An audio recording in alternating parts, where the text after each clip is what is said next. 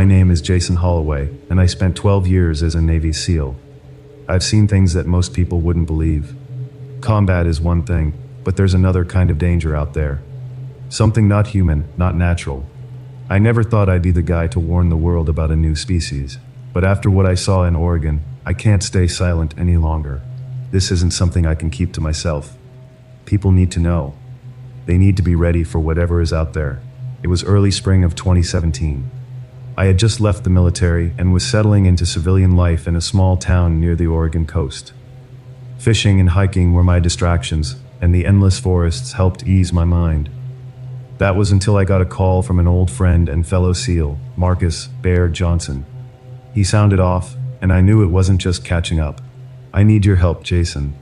Something's wrong. Real wrong," he said over the phone, his voice lower than I'd ever heard.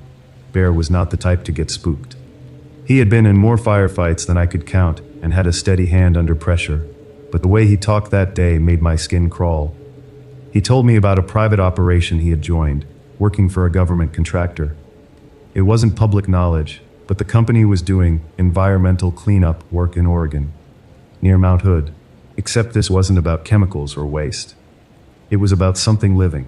They call it wildlife control, he had said, voice shaky. But it's not wolves or bears we're dealing with. I can't explain it, man. It's something else. You need to come. Bring your gear. That's all I needed to hear. 2 days later, I was driving up the narrow dirt roads leading into the thick woods near Mount Hood. The air was heavy with the smell of pine, and the deeper I went, the more isolated I felt. No cell service, no signs of life apart from the occasional deer darting into the trees. My truck bounced over the uneven road, and my stomach churned with unease. Bear met me at an unmarked cabin deep in the forest. His face was gaunt, his usual confidence missing. A few other guys were there too, men I recognized from our SEAL days, but none of them were talking. They looked haunted. "What the hell is going on here?" I asked, stepping out of the truck and shaking Bear's hand. "You'll see," he said grimly. "It's not like anything we've ever faced." Inside the cabin, I was introduced to Dr. Elijah Grant, the supposed lead scientist on the operation. He wasn't military, but there was something unsettling about the way he carried himself, like he knew more than he was letting on. He wasted no time briefing me. "There have been incidents in these woods," Dr. Grant began, choosing his words carefully. "Creatures that shouldn't exist. We've lost 2 teams already. They went in and never came back. We're here to eliminate the threat and figure out what we're dealing with." I remember looking at him, expecting some kind of joke. But his expression stayed serious. "What kind of creatures are we talking about here?" I asked. Grant slid a manila folder across the table. Inside were blurry photos and vague descriptions. Tall, humanoid figures spotted in the distance, carcasses of animals mutilated beyond recognition, and reports of strange sounds at night. "Think of them as a new species," Grant said. "A predatory one." The next morning, we geared up. Full tactical loadouts, NVGS, thermal scopes. The works. It felt like another mission, but the stakes felt different. We weren't going up against terrorists or enemy combatants. We were hunting something unknown, something that didn't follow the rules of nature. Our team consisted of 5 men. Me, Bear, Tyler, Rook Jenkins, Mike, Bulldog Davis, and Dr. Grant. The good doctor insisted on coming, though I had a feeling he wasn't just there to observe. We trekked deep into the forest, our boots crunching over fallen leaves and branches. The further we went, the more the atmosphere changed. The birds stopped chirping, and the forest became eerily silent. It felt like we were being watched, though nothing moved around us. Just the trees, towering and ancient, like silent guardians of the unknown. As the sun set, we made camp near a small stream. That's when things got strange.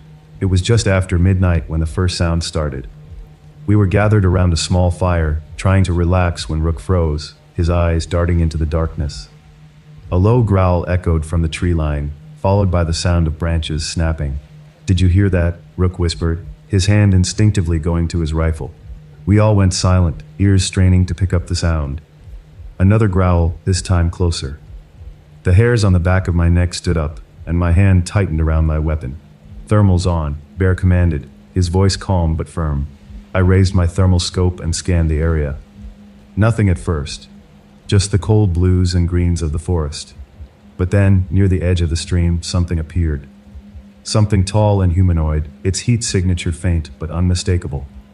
It moved fast, too fast for any animal I knew of. "What the hell is that?" Bulldog whispered, his voice barely audible. Before anyone could answer, the creature bolted, disappearing into the trees. We scrambled to follow, but it was gone. I couldn't shake the feeling that it was watching us, studying us. Dr. Grant remained unnervingly calm, as if he had expected this. "We need to move," he said. "They're testing us." "They?" I asked, still trying to process what we had seen. "There's more than one," Grant replied, his voice low. "We're in their territory now." Over the next few days, we encountered them more frequently. Always on the edge of our vision, always moving faster than we could react. We found carcasses of animals. Deer, bears, even a cougar. Ripped apart, their bodies torn in ways that no natural predator could manage. The forest itself seemed to change, the air growing colder, the trees closing in like a living wall. One night, we set up a perimeter and posted guards. I was on watch when I heard it. The same growl, low and guttural, but this time it was closer, much closer. My heart pounded as I scanned the darkness with my NVGS. That's when I saw it. One of the creatures was standing just beyond the tree line, its pale skin glowing faintly in the moonlight. It was tall, easily over 7 feet, with long, gangly limbs and eyes that glowed a sickly yellow. It stared at me, unblinking, as if daring me to move. I raised my rifle, but before I could pull the trigger, it let out a deafening screech and charged. Time seemed to slow as the creature leaped toward me, its claws extended. "Contact!" I shouted, squeezing off a burst of gunfire. The rounds hit the creature, but it barely flinched. It slammed into me, knocking me to the ground. Its weight was crushing, and I felt its claws dig into my chest, tearing through my body armor like it was nothing. Just as I thought it was over, Bear and Bulldog opened fire, unloading into the creature until it finally collapsed. Blood, dark and thick, poured from its wounds, but it didn't die easily. It thrashed on the ground, its eyes locking onto mine as if it understood what we had done. "Jesus Christ," Bear muttered, staring at the creature's body. "What the hell are these things?" Dr. Grant knelt beside the creature, inspecting it with an almost clinical detachment. "They're more resilient than we thought," he said, his tone cold. "But they can be killed." I couldn't believe what I was hearing. This was something out of a nightmare, something that shouldn't exist. And yet, here it was, lying dead at our feet. After that encounter, things escalated. The creatures became more aggressive, attacking our camp in the dead of night. We lost Bulldog and Rook in a matter of hours, dragged into the trees before we could even react. Their screams echoed through the forest, and there was nothing we could do to save them. Bear and I knew we had to get out. Dr. Grant, however, seemed unfazed, as if losing 2 men was just part of the experiment. "You knew," I accused him as we prepared to move. "You knew what we were walking into." Grant didn't deny it. "This is bigger than any of us. These creatures, this new species, they're the future. We need to understand them, control them." "Screw that," Bear snapped. "We're getting out of here, now." We packed what we could and left, moving through the forest as fast as possible. But the creatures weren't done with us. They followed, always just out of sight, their growls and howls haunting us as we ran. By the time we reached the extraction point, Bear had been injured, clawed across his back by one of the creatures during a final attack. We barely made it out alive, but we left those woods with scars, both physical and mental. That was 7 years ago. I've tried to put it behind me, but the memories won't fade. Every time I close my eyes, I see those glowing yellow eyes staring back at me, and I hear the screams of my fallen brothers. Bear and I agreed to never speak of what happened, but I know the government knows. They covered it up, erased any trace of our mission. Dr. Grant disappeared, and I have no doubt he's still out there, studying those creatures, waiting for the day when they're ready to be revealed. But here's the thing. Those creatures aren't just in Oregon. They're spreading. I've heard rumors, whispers from other SEALs and special ops guys who've encountered similar things in different parts of the world. So, consider this a warning.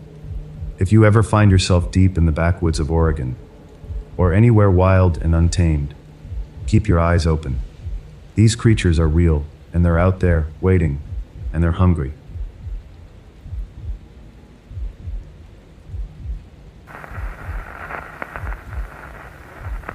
It was a hot and humid day in Texas as our Navy SEAL team set out on what was supposed to be a routine training exercise. We were deep in the heart of the wilderness, far from civilization, conducting drills near a mysterious black lagoon that had an eerie aura about it. Little did we know that this day would turn out to be anything but routine. As we approached the lagoon, we noticed an unsettling stillness in the air. The water looked murky and dark, giving off an eerie vibe that sent a shiver down my spine. We exchanged glances, a silent acknowledgement that something was not right. As we cautiously stepped closer to the lagoon, the hairs on the back of my neck stood on end. That's when we saw a pale, human-like hand emerging from the water. It had large claws and shiny, glass-like skin, covered in a clear liquid that seemed to glisten in the sunlight. We knew we were dealing with an unknown creature, and the tension in the air thickened. My heart pounded in my chest as the creature slowly revealed itself. It had a large, terrifying face with milky white skin and eyes that seemed to pierce through our souls. Its bluest veins under the eyes were like intricate patterns of power and dread. I couldn't tear my gaze away, even as my mind screamed at me to flee. The creature's tongue, long and serpentine, was the only thing moving other than the trees swaying in the wind. Its antlers, black like mold, sprouted from its head, adding an alien aspect to its appearance. This massive, deer-like humanoid stood before us, towering at a height of 7 to 8 feet. It exuded an aura of primal power and ancient malevolence. Fear gripped us all, but we were Navy SEALs trained to face the most formidable adversaries. With adrenaline coursing through our veins, we readied our weapons, knowing that our survival depended on it. The creature roared, a bone-chilling sound that reverberated through the air, and charged towards us. The battle was fierce, and we fought with all our strength, each move precise and calculated. The creature's agility surprised us, and its claws were capable of tearing through our gear effortlessly. We could sense that it was not just a mindless beast. It was intelligent, cunning, and intent on surviving. Through sheer determination and teamwork, we managed to land a critical blow, and the creature collapsed to the ground. Its deathly cry echoed in the wilderness, making the very earth tremble. We had won, but the price had been high. Some of our team members were injured, and the lagoon had turned into a pool of blood and turmoil. As we regrouped to analyze the creature and understand what we had faced, our commanding officer arrived at the scene. His stern face showed a mix of curiosity and concern as he demanded an explanation for the chaotic situation. Hesitant but honest, we recounted the events that had unfolded. To our surprise, the commander laughed, dismissing our story as an elaborate prank or a result of heat-induced hallucinations. Anger and frustration welled up within us as he accused us of lying, questioning our integrity. Determined to prove the truth, we led our commander to the corpse of the creature. However, as we arrived at the lagoon, our hearts sank. The creature's lifeless body was nowhere to be found. It had vanished without a trace, leaving only the eerie stillness of the black waters. The commander's expression turned grim, and he ordered us to conduct a thorough investigation. What was initially treated as a mere training exercise had now become an enigma, a mystery we couldn't ignore. We combed the area, analyzing every piece of evidence, but the creature had left no physical trace of its existence.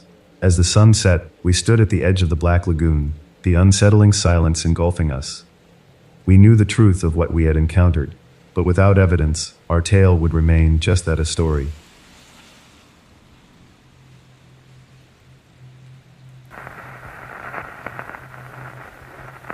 This is coming from my grandfather, who served in the RAF, or Royal Australian Air Force, as a helicopter pilot. He fought during the Vietnam War, as he had only just enlisted when the war started. He flew an Iroquois helicopter. He was delivering supplies to Long Tan when the battle happened, and he went out to deliver some to the boys who were fighting. Years later, about 12 years ago, he went back to the site while in Vietnam. He said that the second he got within 1 mile of the area the battle was fought in, he could hear the battle raging like he was there. He could hear all the call signs and the cries of injured soldiers.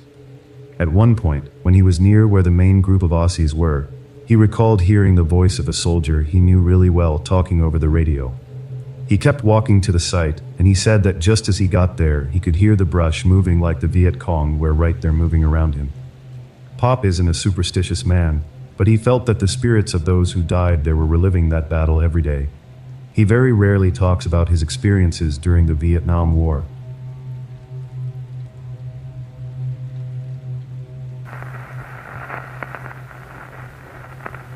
Marines' first duty station was at Marine Barracks, Washington, in D.C.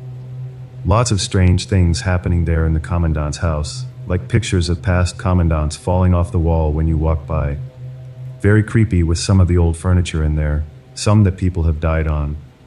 Then there is the Navy Yard down the road that houses Navy admirals. In one of the buildings at night, a rocking chair would start rocking out of nowhere with no wind. There was reports of a pair of shoes that would magically walk through the halls if not watched, but I never saw it myself. These things aren't too over the top by themselves, but with the atmosphere of the place, it is very creepy. Lots of people have died in these old buildings, many by unaliving themselves. And there is a strange feeling of dread that looms over the entire place. Had me freaked out on nights of post.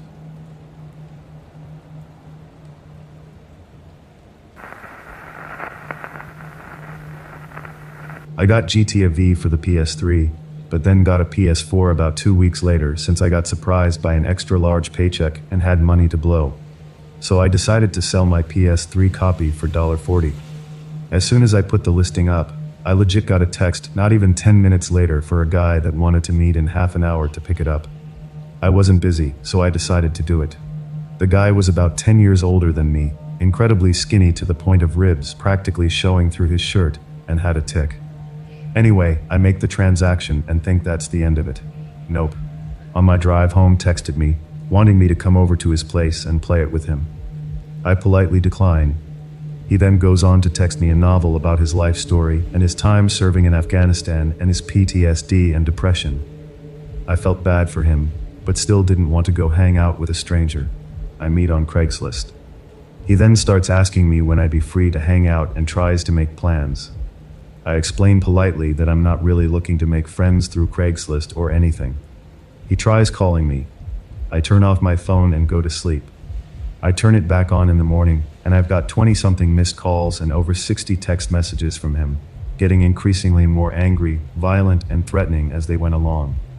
I installed an app to block his number, and that solved it. But for a good week or two, I was afraid of accidentally running into him again.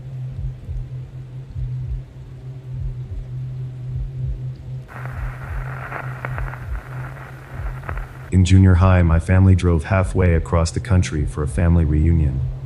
We went for a long, boring hike. When we reached the end of the hike, I decided to take off running down the mountain by myself. By the time I got to the bottom, I was dehydrated and exhausted. This couple in their 40s saw I wasn't doing good and called an ambulance. The EMTs told my mom I could have died had those people not called 911. I remember wanting to thank the people who helped me, but they were long gone. Flash forward to my senior year in high school. I'm taking World Lit with a new teacher. Teacher walks in the room. "You saved my life 6 years ago at Yellowstone Park." I took him a few seconds, but he remembered the whole thing.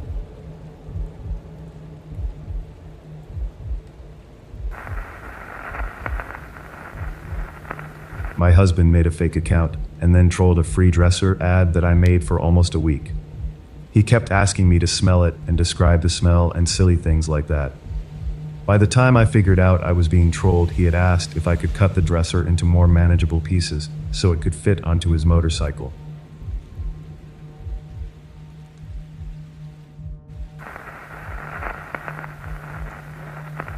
I've always been a firm believer in the paranormal and have had my fair share of strange occurrences or encounters. I'm quite curious to know if you know of anyone who has had a similar experience to mine. Before I begin, if you're unfamiliar with redcaps, they're a type of malevolent fae or goblin found in English folklore. I was a bit startled to discover this artist's depiction below looks disturbingly similar to what I'd seen, except the head was significantly larger than the body in my case. Also, it wasn't wielding a weapon, as mentioned in several descriptions from memory. This was an early childhood memory. I can't recall my exact age at the time, but I'd estimate that I was around 8-9 years old. Unfortunately, I can only recount a small or specific point in the story, but nonetheless, this is what happened. I was in my parents' bedroom, crying in fear, as I witnessed what appeared to be a very short, malicious-looking, fair-skinned goblin wearing a pointed red cap. It simply stood on the end of the bed, laughing maniacally at me. My mother was trying to calm me down and had no idea why I was so hysterical since she couldn't see or hear anything. So seemingly, only I was able to see this entity. That's all I can remember, sadly. I have absolutely no recollection of what happened after that and never saw this humanoid again. Do you have thoughts or insight on what they believe I may have witnessed?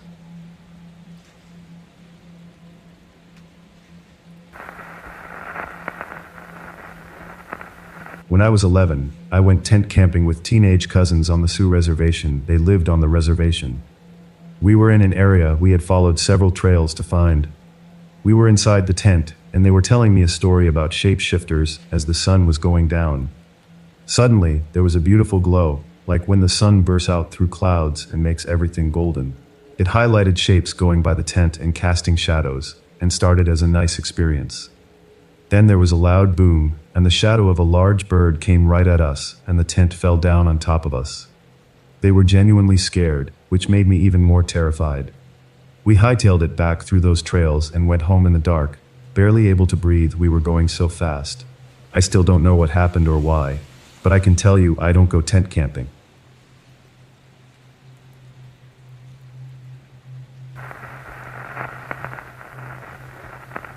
I went backpacking for 3 days with some friends around January 1st of this year. On the first night, I was sleeping in my 2-person tent with one of my buddies when I started to hear something walking outside the tent around 4 a.m. I thought, it's probably just some animal. There are elk everywhere. Who knows, but I'm safe. I tried going back to bed, but it sounded like whatever was out there just kept pacing back and forth around the tent. I turned my head so that my back was facing the corner of the tent, and it felt like something was moving its face into the tent, trying to smell me. I stayed very still, hoping whatever was there would go away. Then, all of a sudden, it stomped and just missed my head. I remained still and got the feeling of it moving its head in again. I quickly elbowed it, but there was nothing there, and I heard no more noises after that, not even running if I had spooked it. I grabbed my pistol from the other corner and woke my buddy up, telling him the situation. I opened the tent and looked outside, but there was nothing. I still have no clue what that could have been and wished I had opened the tent when it was pacing.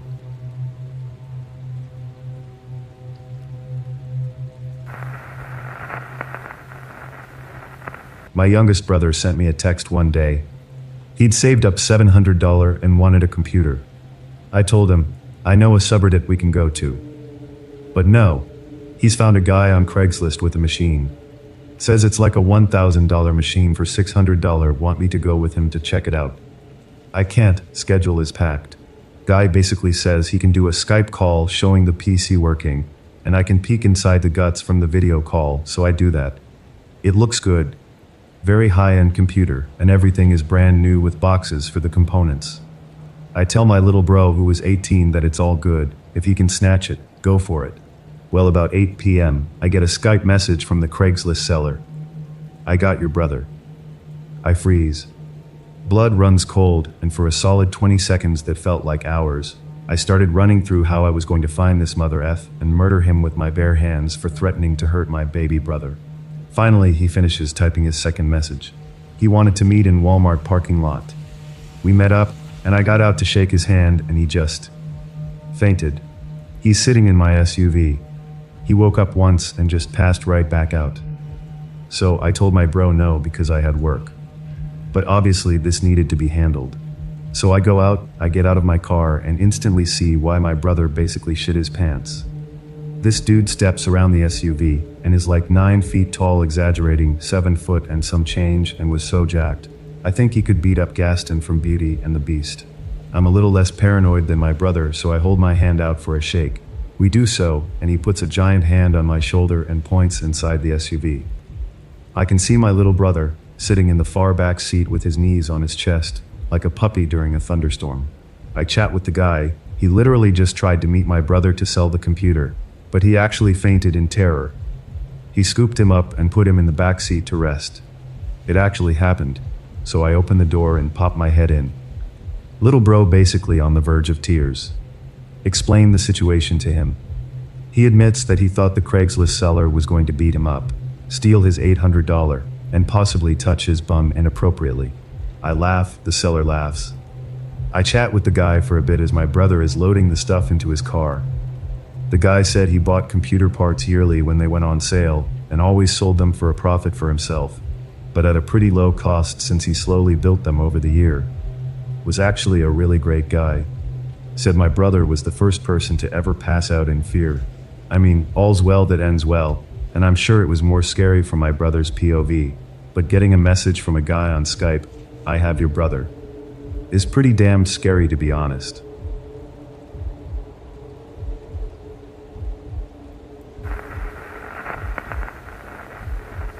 This past winter, I hiked one of high peaks in the DKs with a buddy of mine and camped out overnight.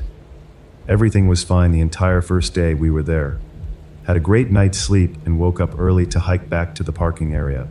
On the way back down the trail, my friend and I noticed that someone else had been hiking as well.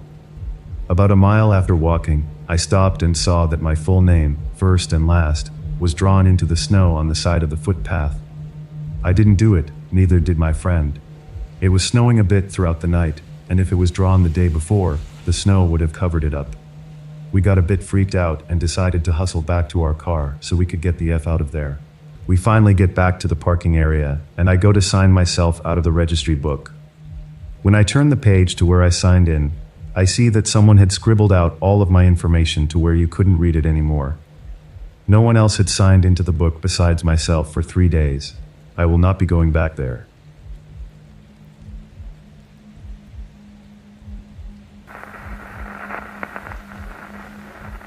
Until you experience Bigfoot for yourself, those who have made claims will no longer be crazy to those who have not witnessed them. Bigfoot is regarded as a tribe for Native Americans. There are still tribes in South America in the deep, untouched areas that are being discovered, and many species of mammals appear. For me, I am from Hawaii and was skeptical. But when I lived in Kansas, I changed my mind after it happened to me. It happened in 2009, and I tried to contact BFRO about it. It was in October at Chase County Lake, near Cottonwood Falls, Kansas. Before 10 p.m., my ex-boyfriend and I made a fire at almost the far end of the lake, and I sensed something was behind me. The fireflies were out, and the glow of the fire was casting its light on the tall grass, and the silhouette of the hill was noticeable because it was a full moon. My ex and I kept seeing what you call UFOs. They would look like satellites coming from one direction. Then they zip fast toward the other direction like a shooting star. Some objects would glow bright out of nowhere, and then all of a sudden disappear, then come back in different colors. Now that was going on for a while, and I then heard something brush in the grass. I looked and kept seeing a black large object move, but it was silent as it moved. I was thinking, are my eyes playing tricks on me? I still felt a presence. It was very unsettling. I kept telling my ex about it, and he did not know what it was, but I truly felt he was fixated on the objects in the sky. I kept seeing this large mass, and I was getting frightened, so I tried to concentrate on the fire burning and staring at the embers flying up to the blue-black sky on the left. The moon cast its bright light. As I was finally easing down, a sound behind us roared so loud. It was so powerful that I could feel my entire body to the bone vibrate. It was a long roar and growl mixed into one. There was absolutely no one on the lake, as we would have seen a car pass, and before that, we checked to see if anyone was there. My ex does not get scared by anything, but this made him jump out of his chair and say, "Hurry up and get into the van." He was so terrified he kept dropping things. So we got into the van and we were driving off. We saw no one parked on the side coming in, but as we booked it down the dusty road filled with potholes before we hit a bend, we saw what looked like 2 very large headlights come out of nowhere, and they came at us so fast that we kept looking at the rearview mirror, and it separated from each side of the van, then just out of nowhere disappeared. When we got home, we noticed that there were lights in the sky following us. We were in silence and disbelief at all we had witnessed. Then we went into the house and told his mom. She said, "Oh yeah, they are here." When my ex was a baby, his mom and sister were driving down a road near that area and had a UFO encounter. I have heard many eyewitnesses years after experiencing similar accounts, along with Bigfoot. Why? I have no clue. But to think we are the only creatures on this planet, and those discovered, it would be absurd to think there is no other life that has had to manage to be undetected.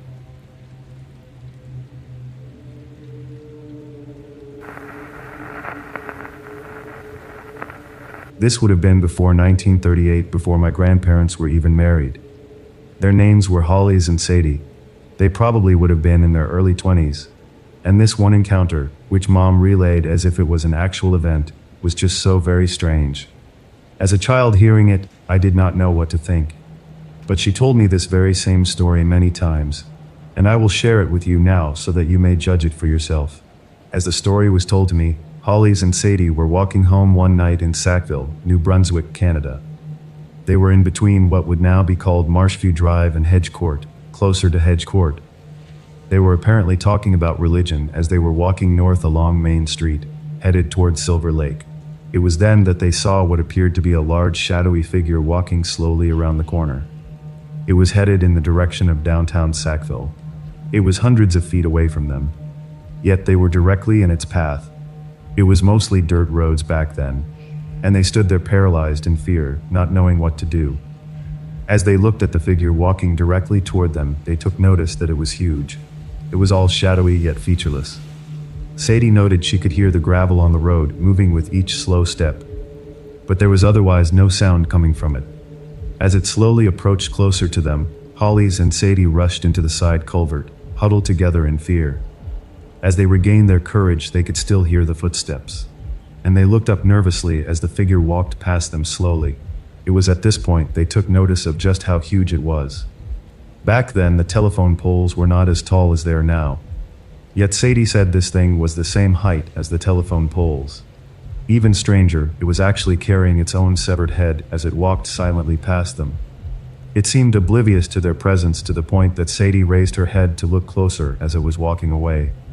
It was at that point that Sadie distinctly noticed under the street light that its feet were not even touching the dirt road. It was raised above the gravel, yet still disturbing the gravel as if it were brushing its feet along the road. Hollies and Sadie did not move from that spot for several minutes. They just watched as it slowly walked away. Once it finally walked past Ogden Mill Road, more toward downtown Sackville, they remembered they had friends and family also following behind them. And this thing, whatever it was, would be headed straight toward them. So they both got up from the culvert and ran as fast as they could to intercept their family. They quickly found them just around the booster pump. Sadie saw her sister Doreen and asked them all if they saw anything, but her sister and friends were bewildered with their questions. They said did not encounter anything. It wasn't long after this event that Sadie spoke to her priest at St. Vincent Church in Sackville, NB. According to her marriage certificate, it was Fr. Raymond Desrosiers who presided over their marriage on November 23, 1938. So this may be the same priest she spoke to back then. He wasn't sure what to make of their encounter. He thought it may have been related to something called the Wandering Jew. But he really wasn't sure exactly what to make of it. When I was little, I just took it at face value and did not question it. But as I grew up and heard the calling for Christianity, I had since come to the conclusion that this legend of the Wandering Jew was yet another anti-Semitic story. I had come to assume the story of Cain's mark as he wandered throughout the world was somehow synchronized with the story of the Jewish diaspora to render some new folklore. But Mom thought that the way her mom Sadie told the story of this shadowy head-bearer, she believed this was something they really believed happened to them. When Mom tried to talk to her dad about it, he would not talk about it, and he passed away without speaking of the encounter. I was searching for others who had similar encounters when I discovered your website, and I was very impressed with the level of detail you have gathered and shared. I feel this encounter my mom shared with me could benefit your research. Please feel free to share this encounter too, and thank you for your time.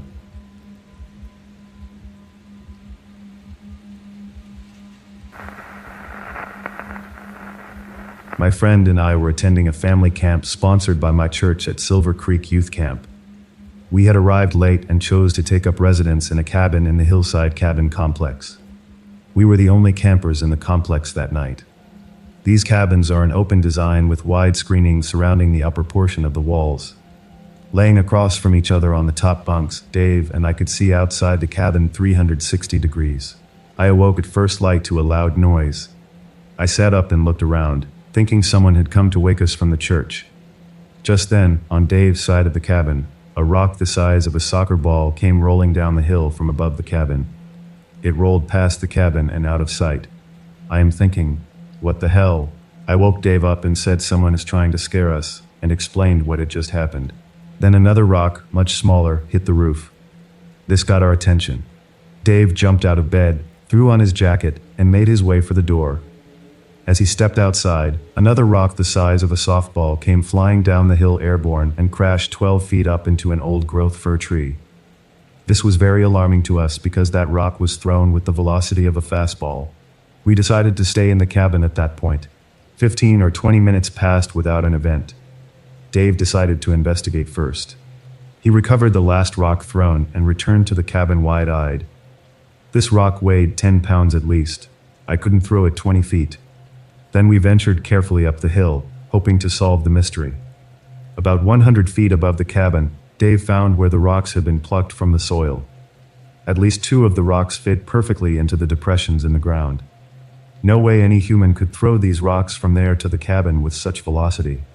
We were definitely spooked. We decided we were in danger remaining in the area, so we packed up the rocks in my Subaru and took off to tell my minister what had happened. He did not take any action and dismissed the event as a prank. What could throw a 10-pound rock 70 miles per hour 100 feet? No one I know.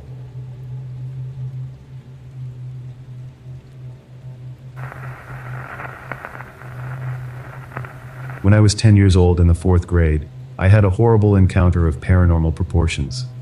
I was not on any meds of any kind or any drugs. I was a little kid, and at 3 a.m. the devil came to me. He woke me by levitating as a big black cat outside my window, and even though I was sound asleep, he made me aware of his presence.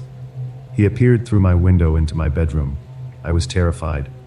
This big black cat was lying on top of my chest, staring into my eyes, and even though I had them closed tight, he made me see his eyes right through my eyelids.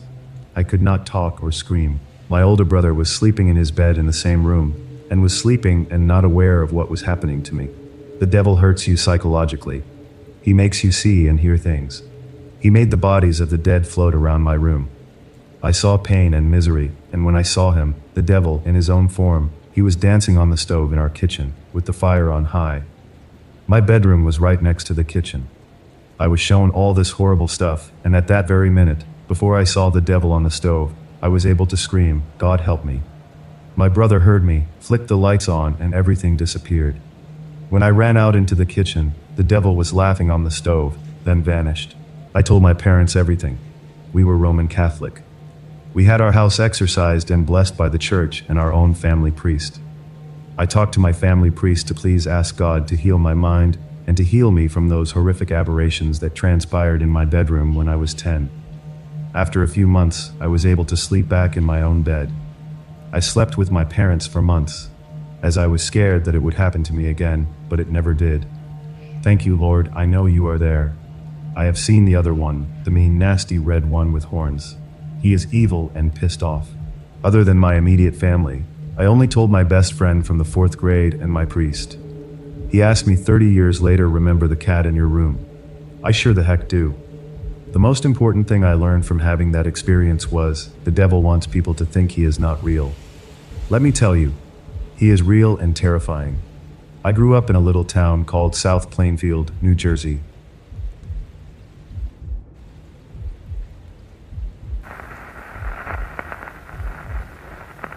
Now, what I saw is kind of hard to describe, so I will do my best. So, I was in my house in Modesta, California. It was late one night, and I got up to get some water. I heard this weird noise and brushed it off as it might have been a car driving by. However, as time went on, I had this weird, unshakable urge to go outside with my flashlight. I'd say about 20 minutes at least I waited outside while looking at a magazine. I had nothing better to do, so I sat outside on the deck for maybe 10 more minutes. I heard this noise. I got scared and jumped. I didn't see it right away, but when I did, I almost soiled myself. I proceeded to shine my flashlight all around. What I saw was burnt orange in color. Its ribs were showing, but it also looked very bloated. It had nubs where its arms would be. It had long, skinny legs. Now, the next part I will never get out of my head. What I thought to be teeth at first glance turned out to be several long, single strands of white hair sticking out from its mouth. Inside its mouth was a very pale purple color. No tongue, no teeth, just looked hollow. Its mouth was big and wide. It had its mouth open the whole time. It also looked like it had no saliva. It did not make any noise. It had some kind of goiter on its neck. I forgot to add it had lighter speckles throughout its whole body, and on the back of its head was a big black patch with a few small white dots. Now, before you think anything, I don't drink, and I don't do drugs. I wasn't that tired when I saw this thing. I'm still confused to this day. I just stared at it for a few quick seconds as it approached me. I was too scared to move, and then it ran off when I got up from where I was sitting. Ironically, it ran so fast like it was scared of me.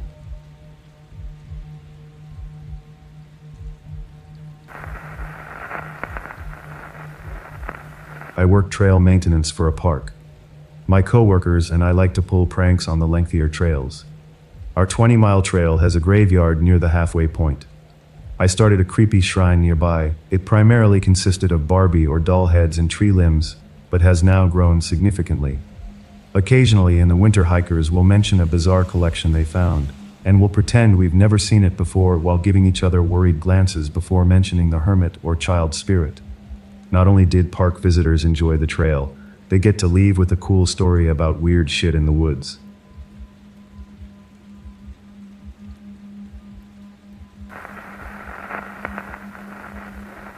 I'm pretty sure our dogs found a radius or ulna bone of the kidnapped and murdered girl, Heather Dawn Church, while hiking off trail outside Colorado Springs. As a biology major who remembered some from my anatomy class, I thought the bones looked like they came from a small human. My friends convinced me I was being dramatic, and I forgot about it. A couple years later, her body was found in the exact same area.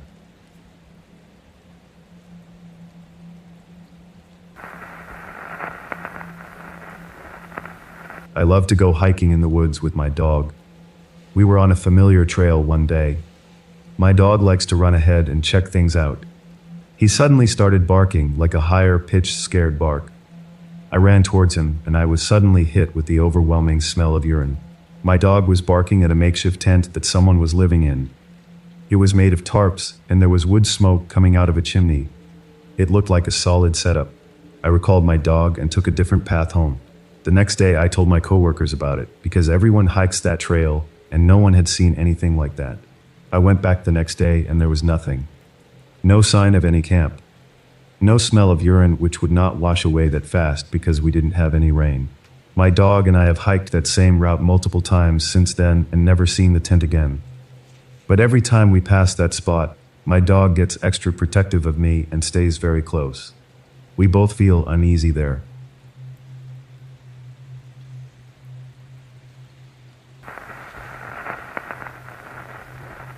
My parents gave away an old couch for free to a woman who lived on the 4th floor of an apartment building.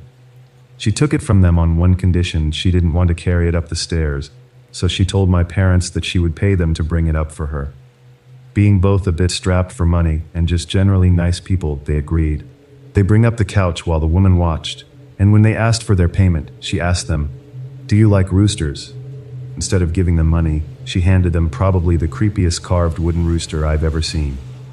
"This thing looks like the abyss gazing back at you." Then she ran back inside.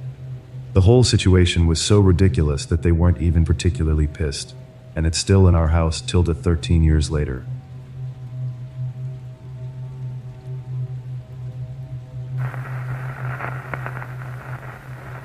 My mom and I go on avid bike rides literally every night we hang out. Not too long ago, last weekend, she had an encounter.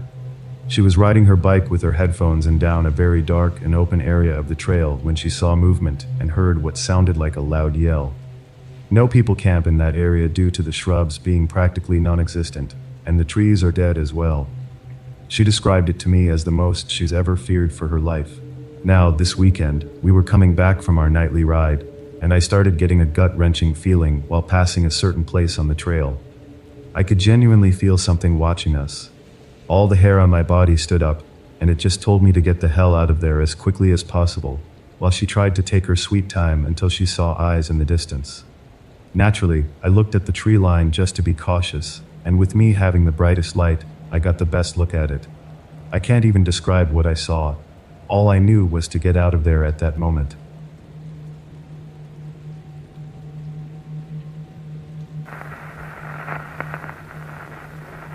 This is a rather short encounter because I was riding in a car and basically saw it and rode past it. I have been past the site hundreds of times since then, but have never gotten out and walked around the area. Maybe I should. This encounter changed my life. When I read the encounters by others, I never discount them. Why? Because I know what I saw, and who am I to question someone else's experience? Sure, there are a lot of made-up stories and creepypasta out here, but I strive to find credible-sounding accounts.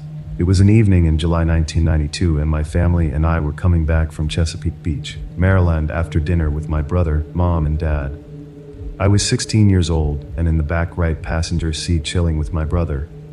Riding along, I'm just looking out the window, and there is a little road that merges onto the main road on the left. So as we merge, we pick up a little speed. We are going maybe 25-30 miles per hour, and you have to cross this little bridge, and it's really bumpy, so we slowed even more to maybe 20 miles per hour. Once we did that, I look up ahead, and about 75 yards ahead, I see something standing on the wood edge off to the right a little, but it was exactly at the edge of the woods. It had both arms on a tree just standing there, meaning its right arm was on a tree about shoulder height, and its left arm was on a tree at about shoulder height. So its arms were basically spread out with its hands on the trees. It was about 7 feet tall, maybe even taller, had a wolf-like face, only larger, like a dire wolf from Game of Thrones. It had really broad shoulders, very muscular arms, a barrel chest, and it narrowed the rest of the way down the abdominal area. It was dark brown, and the hair was medium length. I didn't get a great look at the legs because it locked eyes with me. It knew I saw it, and it saw me. I saw it a good distance up ahead and was like, what the hell is that standing on the wood edge? Soon as I said that to myself, I locked eyes with it. I saw it for a good 10-15 seconds because of how far up ahead I first noticed it moving around and how slow we were traveling. Its eyes followed mine the entire time. It took my breath when I first realized what I was looking at, and my first thought was, God, that thing is ugly. It had very pointy features, and it didn't look like a Bigfoot, but an actual werewolf.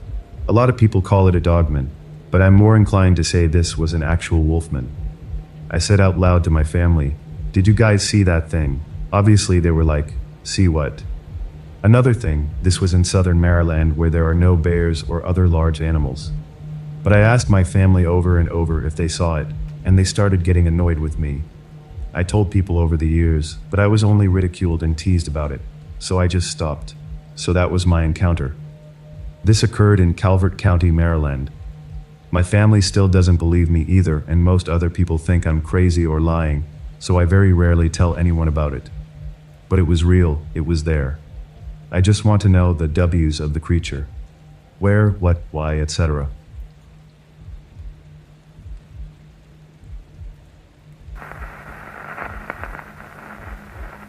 "23 years ago, I was walking my dog through the forest close to our house when my dog went in search of whatever they usually search for, and I started getting a strange feeling of someone watching me.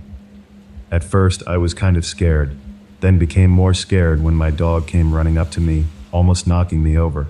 This was enough for me, so I headed for home with my dog rubbing my leg all the way home. Every day, I took her for runs, only for this to reoccur.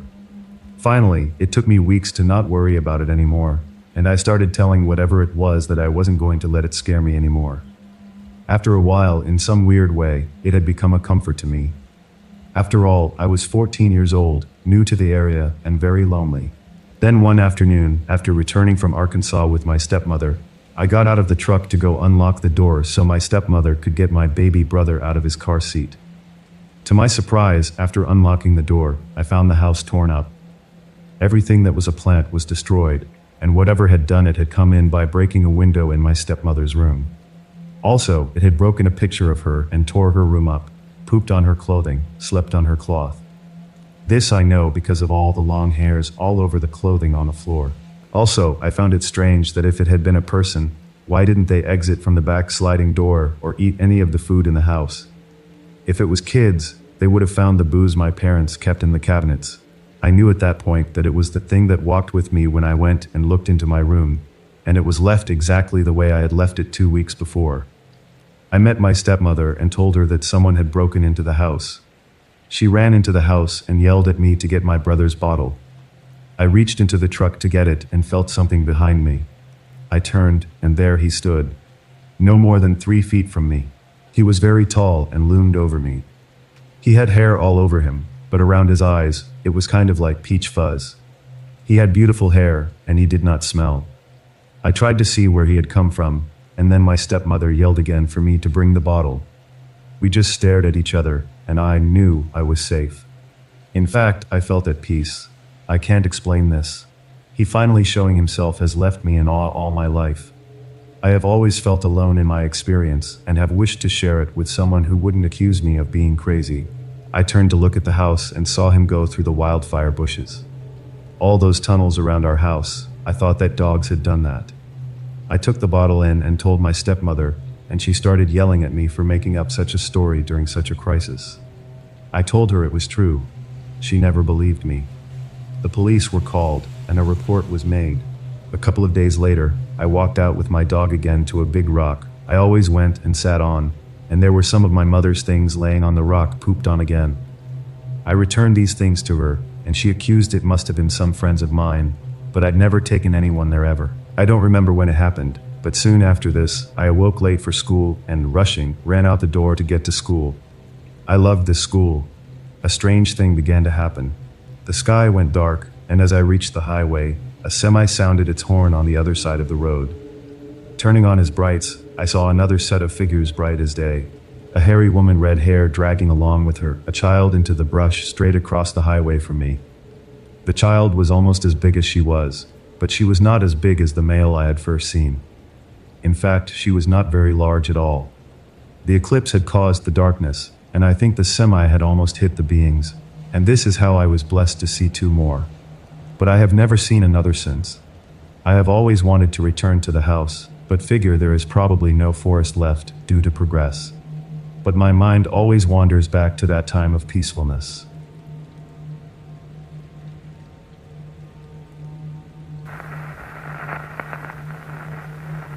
On the 1st of January, a mysterious event unfolded at Bayfront Marketplace when locals witnessed a significant influx of law enforcement officers. Photographs and videos showed that there were over 30 police cars along with black helicopters seen throughout the area. However, no one seems to know what happened. Posts on social media show people running away from the area saying that a humanoid creature was spotted, while others said that a strange creature was seen roaming through the mall. As of January 4th, the official explanation that has been given is that the incident seemingly originated from a gathering of adolescents letting off fireworks. As the crowd scattered, this created chaos and disturbance for local businesses and motorists in the vicinity. The disruption caused inconvenience and hindered the smooth functioning of establishments and transportation in the area. Those who followed this story didn't buy this explanation and wondered why would over 30 police cars and black helicopters respond to a few people letting off fireworks. One man by the name of John said that he thinks something is being covered up. While strolling along a bustling street lined with various shops and establishments, John's attention was unexpectedly drawn to something unusual. A humanoid, tall and slender, moved among the crowd, and it was at this point that people started to turn around and look.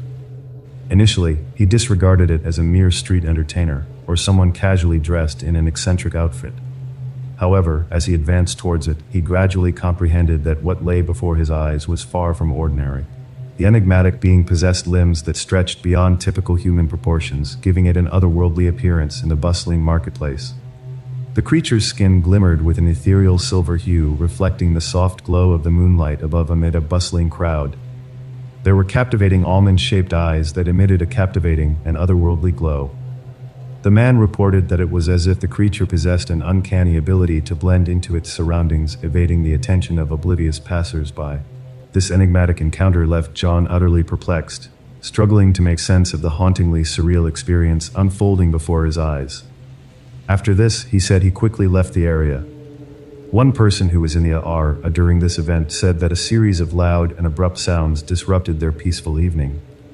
While he couldn't confirm their exact nature, he speculated on the possibility of fireworks being set off in celebration of the new year. Curiosity getting the better of him, he ventured outside only to be greeted by a chaotic scene with throngs of people sprinting in all directions.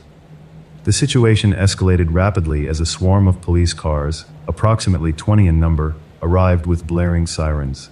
According to the Miami Police Department, a group of young individuals armed with sticks were involved in a conflict of some kind, which prompted the intervention of law enforcement officers to manage the crowd. Upon their arrival, witnesses reported that the teenagers quickly dispersed in various directions, attempting to evade capture or further confrontation. One witness said the following: "Ever since the incident occurred, I have diligently been monitoring the news, eager to gather any information about what transpired. There were widespread reports of commotion within the crowd, with individuals audibly expressing their concerns and warnings about an unidentified presence. Now we are being told that all of this is attributed to a group of young individuals armed with nothing more than mere sticks. The puzzling part is that none of it seems to make any logical sense, leaving me with the unsettling feeling that we have yet to uncover the complete truth. Upon reflection, it appears that there may have been additional events that transpired that evening which are currently being concealed from public knowledge."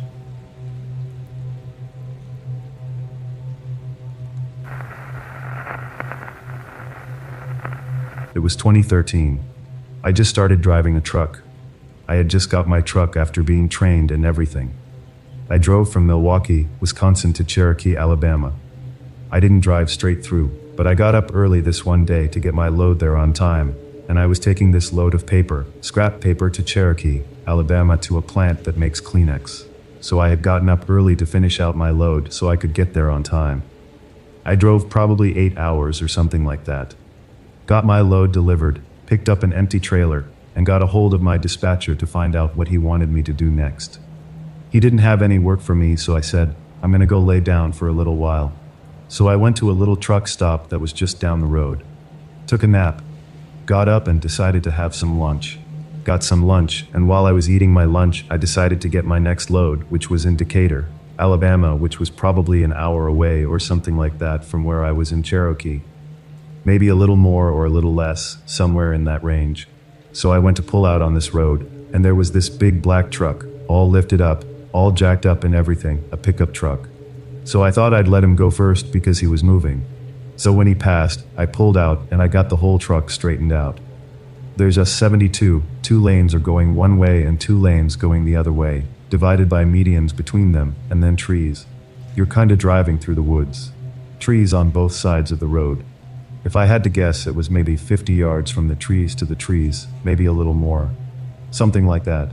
I'm driving along, just getting the truck straightened out, seeing what's going on around me. All of a sudden, out of the woods to my right, this thing came running. And it was fast. Fast. I don't know what it was, but I know it was fast. So fast that I couldn't really tell you what it was. But I tell you this, it made that clearing from the woods to the road, which I could tell you was a good-sized clearing.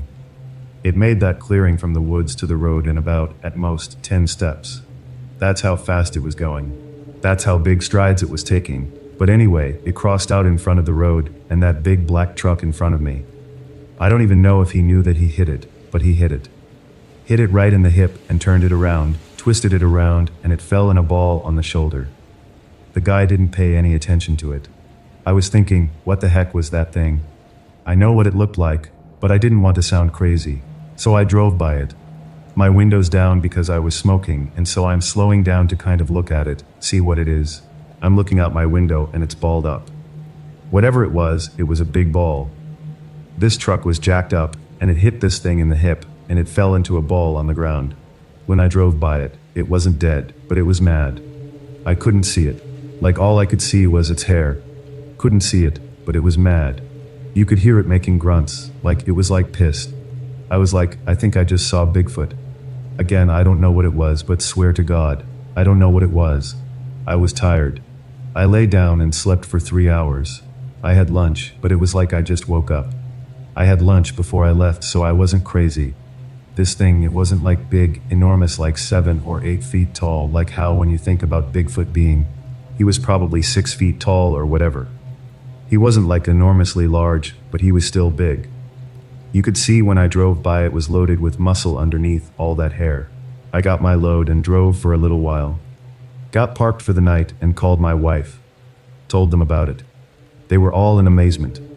My mother said, "Why didn't you go back and take a picture of it?" Because I didn't know what it was, a bear, if it was a Bigfoot. I didn't know what it was. All I knew was that it was mad and I wasn't going to figure out what it was in case it ripped me in half. I got home that weekend. We had a big party because my sister-in-law had just graduated from nursing school, so we all went out to dinner. Me, my brother, my family, with her family and everything. We're kinda close with her family, so I told her dad about it, and he said that was a bear. I've never seen a bear other than like at the zoo or on TV. So maybe it was a bear, but when I think of a bear, I don't think of a bear as running on its hind legs. When a bear gets up on its hind legs, it's more for an intimidation type thing. I see him taking a couple of steps, but I don't see them full out sprinting, running, and I always think of bears' hind legs, at least in my head, being a little stubby kind of legs. This thing was fast, and it had big, huge, like normal people's legs, but it had big long arms. It took that stride in like 10 steps before it crossed the road, and then crossed the road in like 2. That's my story of Bigfoot. I don't know if it was Bigfoot. I don't know what it was. All I know is that it freaked me out. I told my wife about it that night when I got parked. She looked it up, and there have been all kinds of Bigfoot sightings around Decatur, Alabama, so maybe it was Bigfoot. I don't know, but I thought it would be a cool story to share with you. I'm pretty sure I saw Bigfoot. I don't know, but I'm pretty sure. That's all that I know.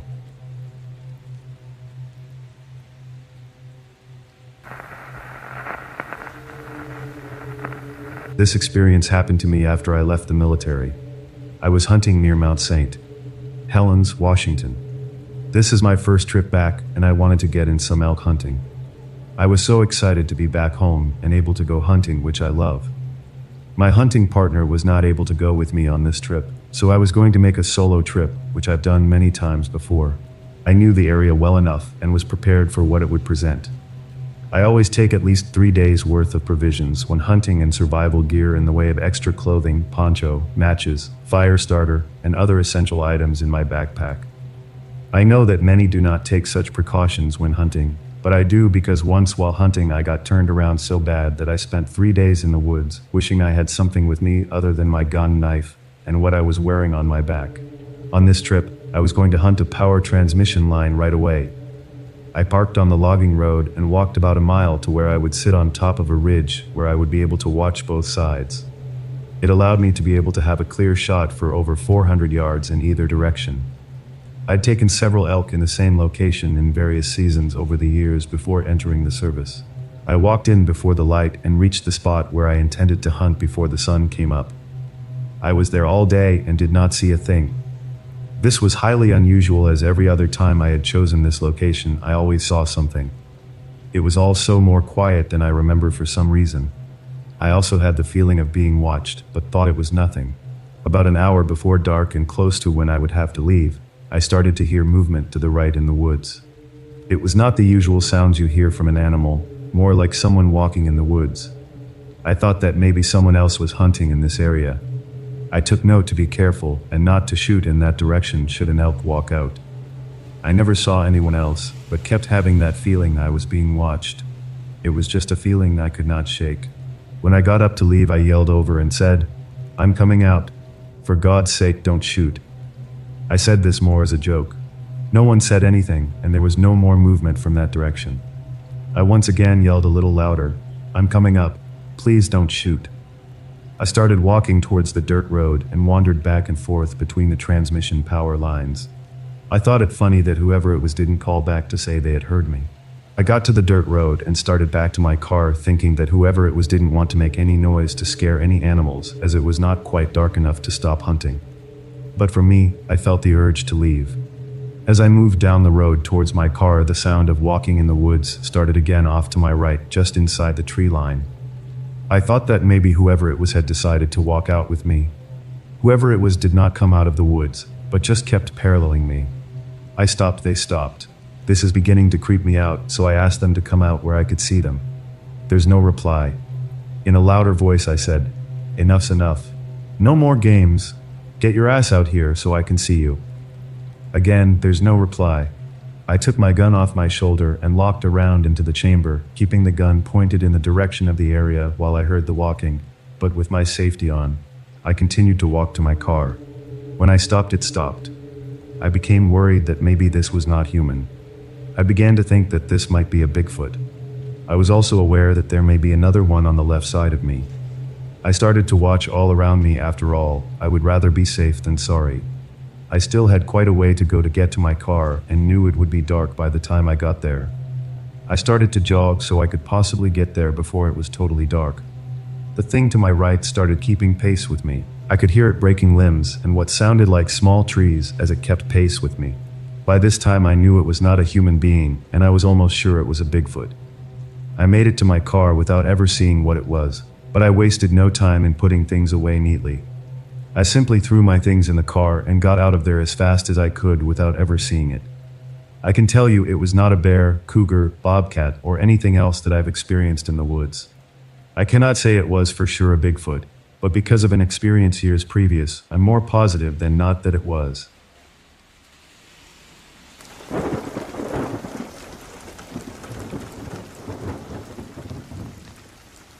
I serve as a park ranger at a park that seems to have far more playground than actual park.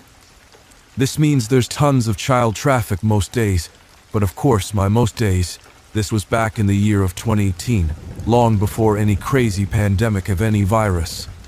There was even more on the weekends and on days that school was out. I'm older now, so my kids are grown and gone. So I enjoy my job when I got to see kids nearly every day. They didn't really seem to notice me though. I just kind of blended into the background. Which is why it caught my attention one day when on a very busy weekend, there was a little girl at the far end of the park that was smiling and waving at me. I looked around to make sure she wasn't waving to a friend or a parent or something, but no, she was looking straight at me and waving. I smiled and went back kind of chuckling to myself since most of these kids don't pay me any mind. My mood seemed lighter for the rest of the day after that. The following day, which was Sunday, there was just as much of a population of kids at the playground.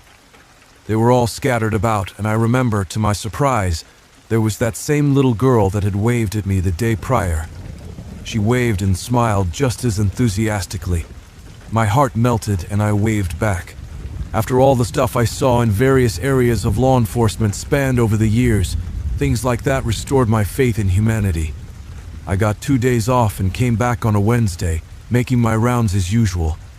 There were some kids, just not as many, a very common feat during the weekend and weekday. But I came back to that one playground, and there was that same little girl smiling. She was always wearing that same outfit, and she was standing in the exact same spot. That's when I began to feel differently, and even felt an open pit in my stomach. So I smiled and waved back to her when I noticed that she never stopped smiling or waving. The only thing that seemed to have changed is that she was smiling bigger than the very first time that I saw her, and maybe she seemed more thin.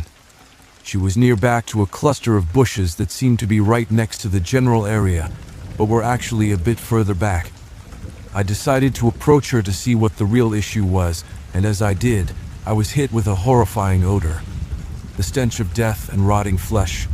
There's a rope that was tied around her neck and her left arm in such a way that she would stand upright and have her arm raised slightly when the bush swayed in the breeze. She looked like she was waving.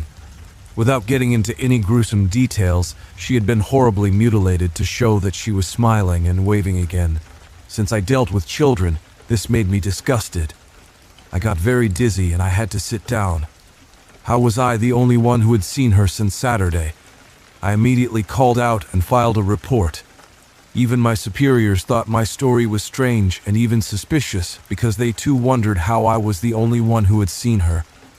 I wish I had a better explanation, and I feel like there were 2 deaths during the whole situation, hers and my faith in people.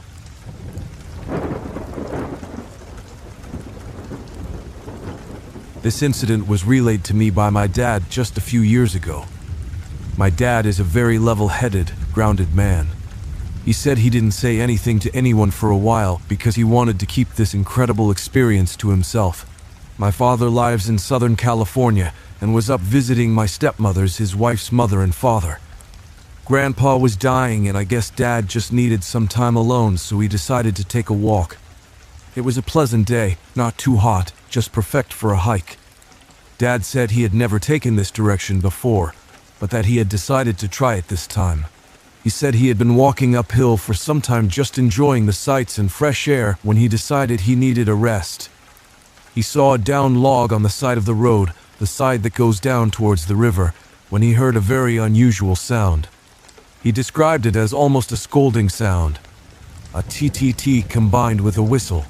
Immediately, he became very still, and the hair on the back of his neck stood up. He also reported goosebumps. He said this noise was repeated again, and he said there was no mistaking the meaning. He had to leave the area fast. He said he got up and looked around all while moving away from the area, heading downhill toward home, which was a good 2 miles away. He said he moved at a fairly good pace, but did not dare run. He said this was all kind of a sixth sense kind of thing. Inborn, you might say. The noise was never repeated. He was not followed either.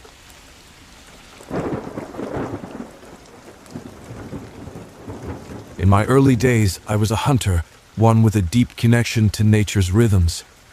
The thrill of the hunt, the camaraderie shared with fellow hunters, the encounters with majestic creatures, all of these were integral parts of my life. I knew the forest like the back of my hand, and my rifle was an extension of myself. I was part of a tradition that spanned generations, a tradition that revered the art of tracking and the thrill of the chase. Yet, as the years went by, I began to witness changes in the world around me. Climate change brought erratic weather patterns, habitat loss accelerated, and the populations of the creatures I once pursued dwindled. I couldn't ignore the signs of a shifting environment, nor the responsibility that seemed to weigh heavier on my shoulders with each passing day. It was during a hunting trip deep in the heart of the wilderness that my perspective began to shift. I had ventured far from civilization, seeking solace in the familiarity of the forest. It was there that I encountered a rare and endangered creature, a glimpse of which seemed like a miracle. Its fur gleamed in the dappled sunlight, and its eyes held a wisdom that belied its vulnerability. In that moment, something within me stirred a realization that the balance of the natural world was at a critical juncture. My encounter with this magnificent creature triggered a cascade of thoughts.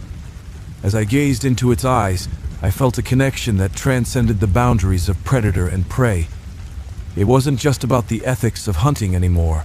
It was about the larger implications of our actions on the delicate tapestry of life.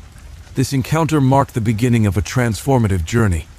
I knew I couldn't continue as I had before, blind to the consequences of my pursuits. Driven by a desire to make a positive impact, I decided to shift my focus toward conservation efforts. I immersed myself in collaboration with local wildlife experts, researchers, and conservation organizations. Together, we endeavored to understand the challenges facing endangered species, to protect their habitats, and to combat the pervasive threat of poaching. The transition wasn't without its struggles. I faced resistance from my former hunting peers, who saw my change in direction as a betrayal of tradition. Skeptics questioned my sincerity, believing my newfound advocacy to be a mere phase. Internally, I grappled with a sense of identity crisis. Who was I now, if not the hunter who had roamed these woods for years? But as I ventured deeper into the world of conservation, I began to find my place. I realized that the intricacies of ecosystems were far more fascinating and interconnected than I had ever imagined. The delicate balance required to maintain them was a puzzle that challenged my intellect and my spirit. The joy of witnessing successful conservation efforts, even the smallest victories, ignited a fire within me that I hadn't felt in years. The pivotal moment came during a late-night stakeout in a remote part of the forest. We were monitoring a region known for its endangered species when an eerie stillness settled over the woods. The hairs on the back of my neck stood on end as I felt a presence, a primal sensation that sent a shiver down my spine. And then I saw a figure, towering and powerful, standing on two legs like a colossal being from legend. It was Bigfoot, a creature that had eluded scientific explanation for generations. My heart raced, not just from fear, but from a profound sense of awe. The moment was surreal, a testament to the mysteries that still thrived within the wilderness. As Bigfoot disappeared into the night, I knew that my journey had come full circle. The hunter in me had transformed into a guardian, a protector of the delicate balance that sustained life. I had found a new purpose, one that extended beyond the thrill of the hunt. The realization struck me with a force that shook my very being. My role as a conservation advocate was far more impactful than my past identity as a hunter. And so, under the starlit sky, I pledged to continue my mission to stand between the creatures I once pursued and the threats that sought to erase them. As I walked away from that night's encounter, a sense of gratitude and determination coursed through me. The wilderness had shaped me once as a hunter, and now it was shaping me anew as a protector of its mysteries.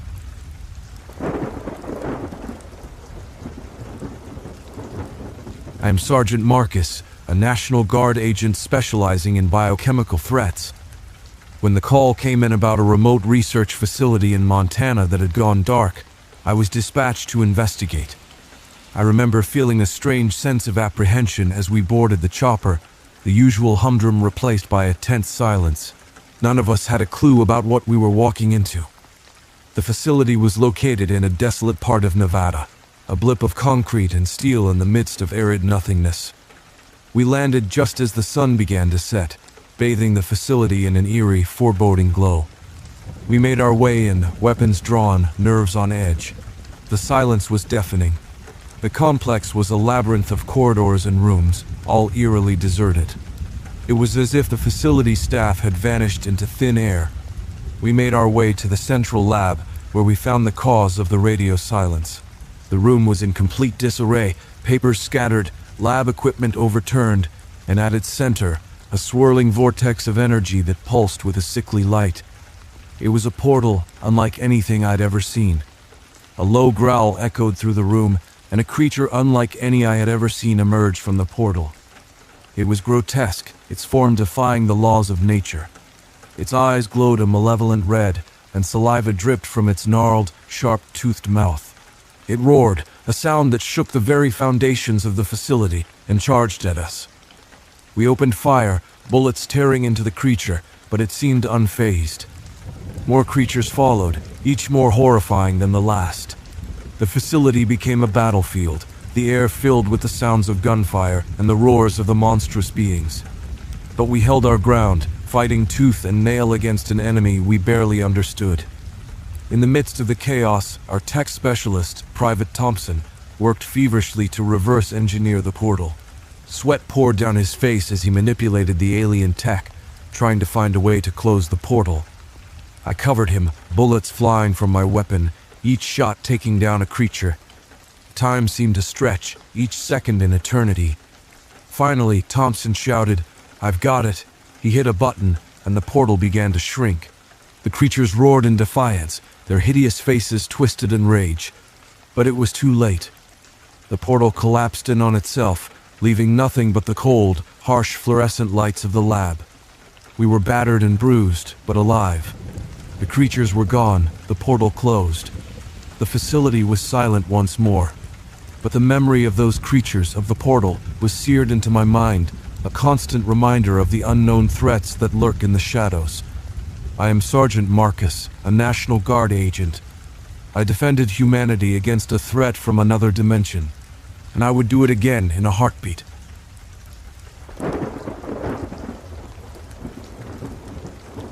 When my dad was a kid, he and my grandpa went to my grandpa's land to prepare the soil for planting crops. Bored, my dad wandered off to a nearby stream where he saw a bunch of human-like dolls playing around in the water. He said they looked like adults, only smaller, with proportions like dolls, not sure what exactly that means. They splashed around in the water, and at times it looked like they were even walking on it. They signaled at him to come and play with them, and my dad ran over excitedly.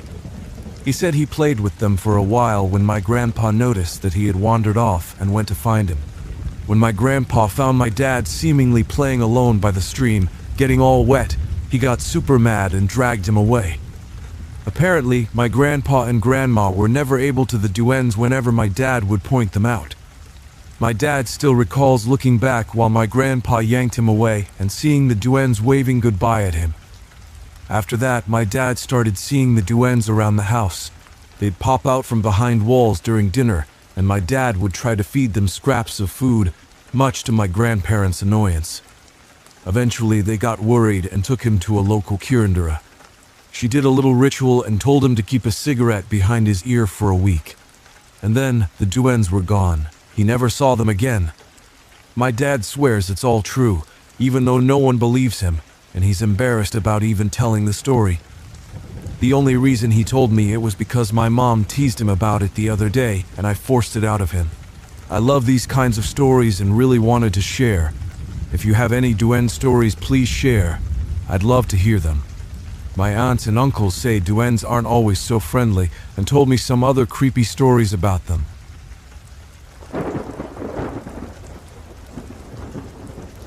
My best friend Vinny and I were out riding our motor scooter on a beautiful sunny day. We had been coasting downhill when the road started to rise, so we kicked on the motor, approaching a level overlook area of a clear cut about the size of 2 football fields. Before us, at the far end of the field, down below near the trees, something astonishing caught our eyes. A massive creature arose from a fetal sleeping position. It was a Bigfoot. It looked straight at us before swiftly heading south with its arms swinging. As it passed a stump, it took one giant step up into the forest and disappeared from view. We almost fell off our scooter, scrambling to grab our camera and binoculars while trying to process what we had just witnessed. The creature was huge, with a flat face that clearly wasn't a gorilla. Vinny insisted that we explore the area, so we carefully walked down several feet of clear-cut debris to the spot where the Bigfoot had been sleeping. All we found were impressions where the creature had been lying down, but nothing else. We noticed that the stump it had passed was 8 feet tall, and the creature had been chest high over it. The single step it took into the forest was at least 3 feet tall. We were both in awe and terrified at the same time.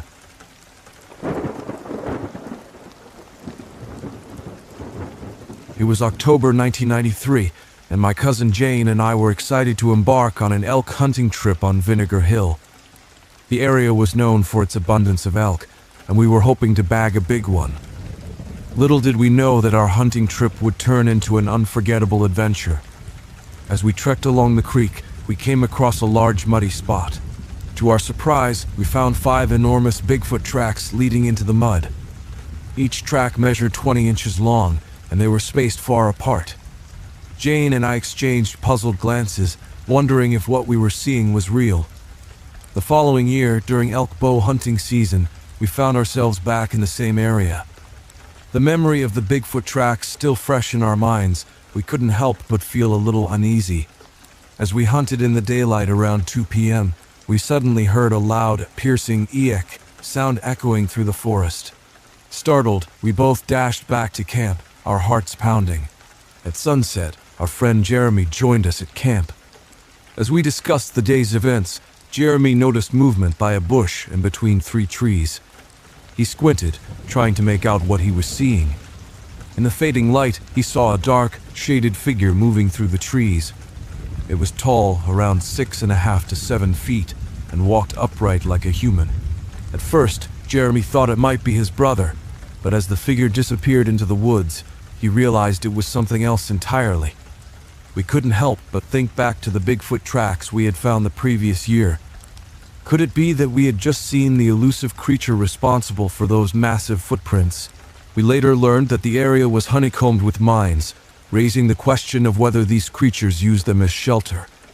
Though we never had another encounter with the mysterious figure, our elk hunting trips on Vinegar Hill would forever be tinted with a sense of wonder and curiosity about the legendary Bigfoot.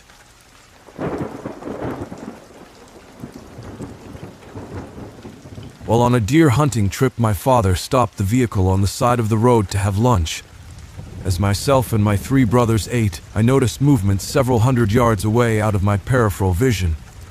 I realized that something was up in a tree near the very top of a huge pine tree where the branches are just beginning to grow, at the edge of the timber cutting area. The area had just recently been logged. I looked at it with binoculars and was frightened when I realized that it was not a bear, but a huge man-like creature picking something from the treetop. I looked at it for several minutes. It was very dark brown and had legs and at least one arm wrapped around the tree. It kept reaching up and grabbing stuff like it was collecting something. Then suddenly it turned to look in my direction when I saw the face very clearly. It had no hair near the eyes and nose which looked humanoid and definitely did not have a snout like a bear at all. Then it did a double look, then realized that we were watching it. and without any notice just pushed itself away from the tree and free fell at least 60 feet to the ground with its feet and body staying in the prone position all the way. When it landed, it made a very loud crashing sound into the freshly logged clear cut. My father screamed at us to hurry and get into the vehicle, and we drove away fast, and he never talked about it to me again. My brothers did not see it because they were looking in the wrong direction with their binoculars. Very spooky, though.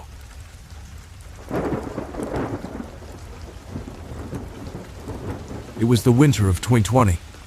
I was driving north on Highway 21 at approximately 10:10 p.m., just outside of Hillsboro, Missouri, just past Jefferson College. I was just passing the northbound off-ramp from Hayden Road onto northbound Highway 21 at mile marker 169.6. I'm not sure of the day of the week. I work the night shift every weekday and also work the same shift every other weekend, so all of the nights just seem to run together. I just remember it was very cold and the road was deserted. I was the only car in the north or southbound lanes for as far as I could see. This is the same route I have taken to work every night for the past 8+ years, so I know the road very well. The dash of my car showed the ambient temperature is only 20 degrees Fahrenheit, but standing outside it felt even colder. It was clear, with no wind, rain, or snow. It was a clear, bitterly cold night. Just before mile marker 169.6, I noticed a rather tall, thin guy standing on the right-hand shoulder of the road under the streetlight. He stood facing me as I headed north. I slowed as I came upon him out of caution, but was not dumb enough to come to a complete stop. He was standing completely still, not walking or moving at all. I have seen other people walking along the side of this highway at night from time to time before, so I did not think too much about seeing someone this night, other than the fact that this night was so bitterly cold. As I approached, he stood completely motionless. He was very poorly dressed for the cold. He was wearing only a dark color faded hoodie and dark colored, faded pants of some sort. I cannot remember if they were jeans or sweatpants. They had no holes or rips in them, but I remember that his whole appearance looked rather shabby. He had his head covered with the hoodie and kept his head pointed down enough so that I could not see his face. I could not see any sign of breath being exhaled into the bitterly cold night air from under his hoodie. This was really creepy.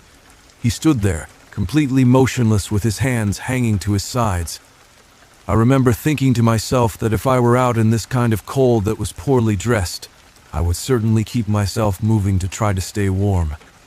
But this guy was standing completely motionless, not walking, not swinging his arms or moving his hands or fingers or legs at all. He stood completely still, like a statue.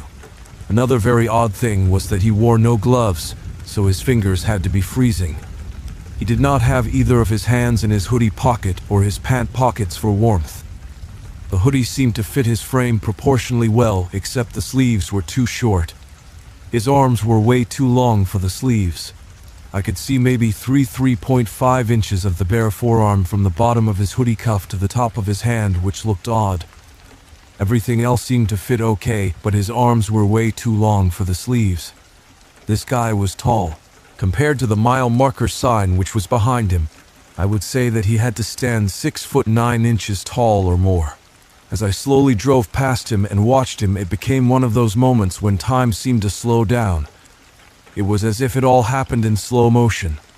I can remember a lot of detail and how he just continued to stand there in the cold, completely motionless as I drove past him, never turning his head or moving any part of his body in any way. After I passed him, I could still see him in my rear view mirror, standing there on the shoulder of the highway, in the same spot, illuminated by the streetlight above. He still remained there completely motionless, like a statue, not moving at all, his hands still hanging at his sides, his body completely motionless, not even a finger moved. I kept glancing into my rear view mirror to take another look at him until I rounded the corner and finally lost sight of him. I never saw him move the entire time. I got this rather ominous, dark, foreboding feeling as I passed him. If what I saw were some kind of ghost or demon or specter or whatever you want to call it, it certainly was not ghostly in appearance at all and looked as solid and as real as you or me. I still do not know what it is that I saw that night, but I hope I never see it again. It really freaked me out.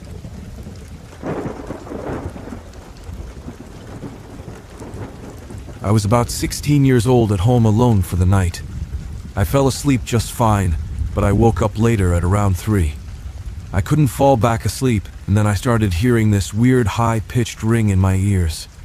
It kept getting louder, and then out of nowhere my door starts creaking open. It's the loudest door on earth, and I hear really slow dragging footsteps walking into my room. I turned to see if anyone was there, and the doorway is completely empty, and I heard the footsteps start moving towards my bed with the ringing in my ears getting louder. I flipped out and rolled over facing away from the footsteps, feeling pretty helpless. I thought it went away when I heard the stepping stop until I felt something sit on my bed. I honestly have never prayed harder in my life. Eventually it just kind of stopped all at once, and I just laid there wide awake for the rest of the night. I told my mom about it a day later, and she said that she used to hear the same dragging footsteps too. I changed rooms away from the basement after that.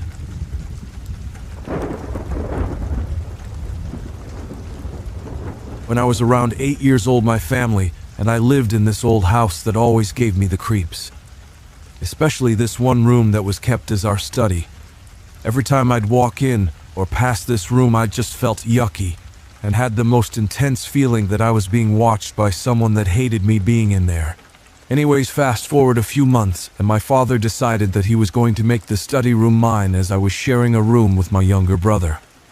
I begged him to give it to my younger brother instead. I was the eldest, so I should get to pick. It ended up being my room. First night in this room ended up being my last. This part I remember like it was literally yesterday. My dad came in and said goodnight and proceeded to turn off my bedroom light. As soon as he left the room, I felt that intense foreboding feeling I had had every other time I had been in this room. Except that this time I was different. It was like I could feel a set of eyes on me. I pulled my blankets up over me as I was that scared. After about 30 seconds, the blankets started being pulled down and left me staring into my room with no apparent reason or cause. I looked around quickly and then pulled the blankets back over my head, and again, blankets started to be pulled off me. By this stage, I was scared out of my wits. I remember telling myself that it was probably just my cat playing around, but I looked under my bed and around the room, and my cat was not in my room. I then told myself that I'm going to pull the blankets back up over my head, but if something starts to pull off my blankets, then I'm out of here, no matter what my father says.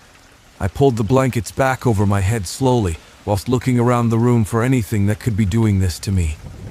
After another 30 seconds, my blankets began to be pulled off me, and this time I booked it out of my room so fast it was unreal. By this stage, I was in tears of fear, and my dad couldn't console or convince me to go back into that room. This all is 100% true, and I remember it like it happened a week ago, when it was in fact well over 20 years ago. Also, my brother and I had reoccurring night terrors in this house. Someone broke into the house, and they broke in by smashing the window to the study room, the room that was foreboding and haunted. They, however, cut themselves so severely on the window of the study room that they left empty-handed. There was loads of blood all over the window and side of the house where they had tried to crawl in through the smashed window and into the study room. That room was just wrong.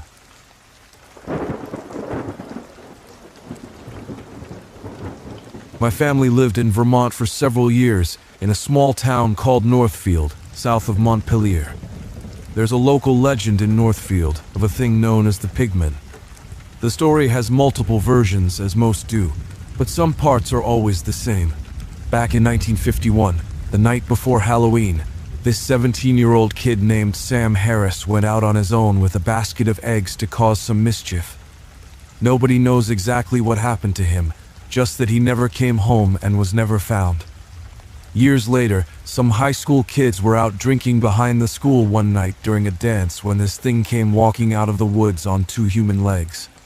It was naked, covered in white hair, and was wearing a hollowed-out pig's head like some grotesque mask. Naturally, the kids tore out of there and went and told people.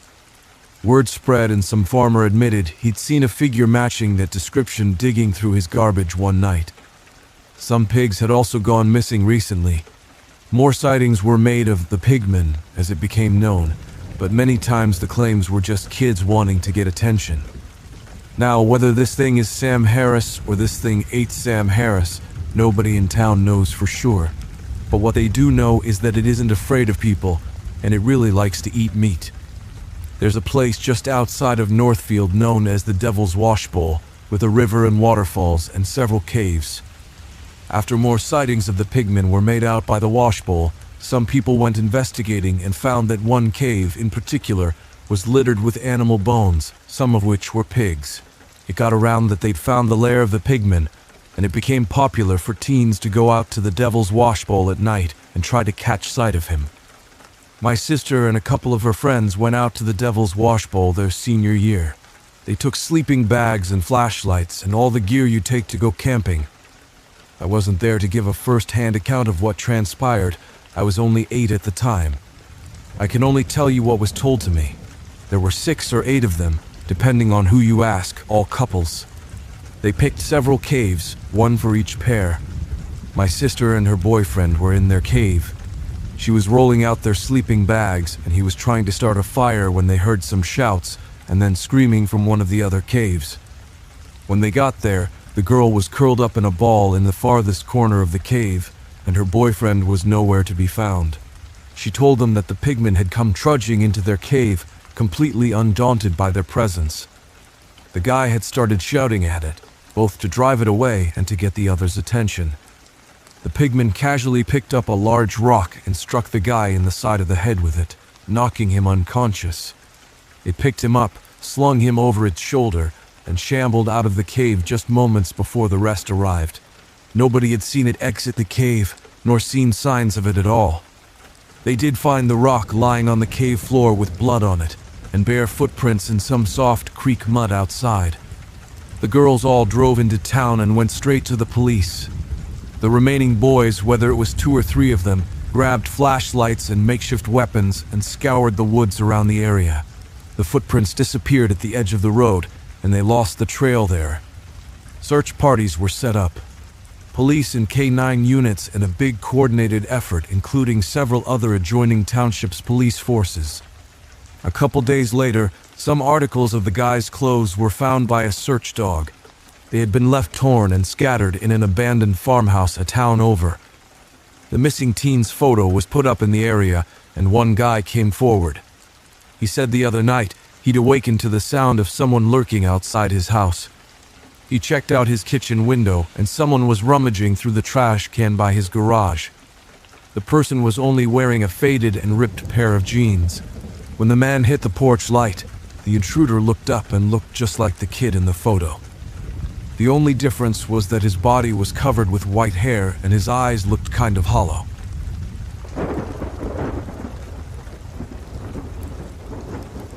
I decided to try a creek in the Cohuttas, North Georgia, where 3 creeks merged at around 2600, hoping to catch trout or one of the local bay species. After driving to the location, spending quite a bit of time on dirt roads to get to there, it is very clear based on the overgrown parking lot and lack of trash or other signs of humans that this was not a frequently used trail. At the start of the trip, that's exactly what I was hoping for. As I begin to head down the trail, it becomes pretty clear the descent is much steeper than I expected from Google Maps.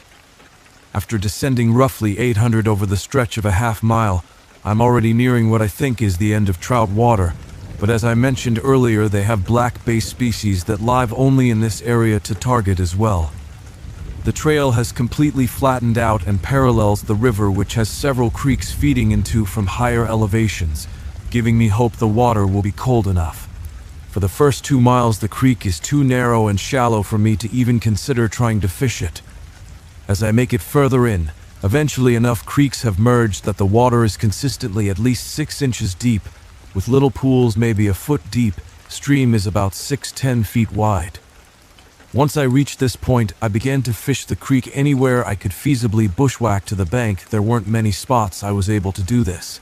The whole time I'm hiking and fishing, I'm keeping an eye out for any tracks or signs of bear activity. Still a little on edge from running into a few the week prior, and knowing that the next person to come along won't just be 10 minutes away like last week. Around the 5-mile mark, I see my first sign that anything else has ever been out there. It's a track, 3 feet long, 4 fingers, 2 pads on the heel, no claws. Another 50 feet, another trek. 50 feet past that I come up to a 2 feet tall game trail that appears to lead to a bedding area for something. I'd assume the track belonged to a bobcat or coyote. No claws makes me think cat, but I'd think it was on the big side for a bobcat. At this point I hadn't had a bite and decide to head back to the truck. I reach the bottom of the hill to climb back the last stretch. I see a bad sign. The third set of tracks I see all day that are not mine or the ones I previously described belong to a bear. 2 tracks. Several trees in the area have also had pieces of bark ripped off. Saplings were ripped up. Now all of the missing bark was facing downhill, so I convinced myself I just wasn't able to see it earlier, and I must have missed the tracks. This is about all I can come up with since that trail up is the only way out. Not even 5 steps into my ascent, I found the bear. As I was 90 degrees with a bush to my left, it roared, and at least in my head, the entire bush shook when he did. I was close enough to touch the bush with my left arm. Unlike previous bear encounters at distance, where I was able to calmly stand my ground, and then back off when that didn't work, I completely panicked. My first reaction was to turn my back to the bear and run before realizing what I was doing. As soon as I caught myself, I tuned back towards it, stood tall, arms out, and trying to talk as normally as possible as I retreated back 100 feet. As I'm standing here, I quickly realize I'm at a low spot on all 4 sides with 0 visibility forward, backwards, or to my left 2 of the 3 directions I'd assume the bear would come from if it were to advance on me. Moving to my right by about 30 feet puts me on slightly higher ground, but also takes me off the trail and most likely further reduces my visibility. I decide standing right where I was while everything cooled down was not any better or worse than anything else I could do. After waiting 30 minutes on my watch after the initial bear encounter, I have not heard the bear in a while. I decide to test with a rock throw in its direction since I'm getting pretty tired of the calling. The bear very loudly lets me know it is still there. I remember how remote the area is, and that I did not see a single track or sign showing human life had ever been on the 5 miles I walked. Another 30 minutes go by, both the fastest and slowest 30 minutes of my life. I repeat the process and it plays out exactly the same way, except 5 minutes later I hear the bear snort just a little to the left of where it had been. I wait another 20 minutes or so, and now something has changed. I try throwing a rock at the bear again, no reaction. I think I held it together walking past where the bear was, and then ran a 2-minute half-mile straight uphill. With only 5 creek chubs to show for the whole ordeal, I will never be back to that area again.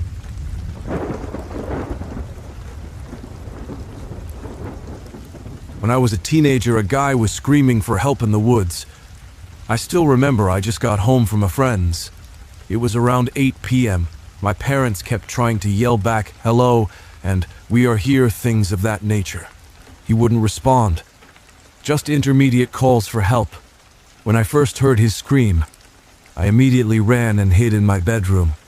It was a blood-curdling scream. Gives me chills just thinking about it. Filled me with fear just hearing his scream. The next day, everyone searched the woods and found nothing. Nothing was ever in the news. I will never understand. Why didn't he yell back? Where did he come from? We lived in the middle of nowhere. No close neighbors.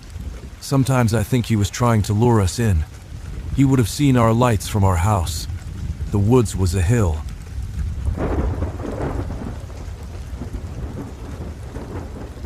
In May 2021, I took a trip to New Orleans, a city famous for its rich history and tales of the supernatural. We stayed at an Airbnb, a comfortable place that felt welcoming, if not a little old.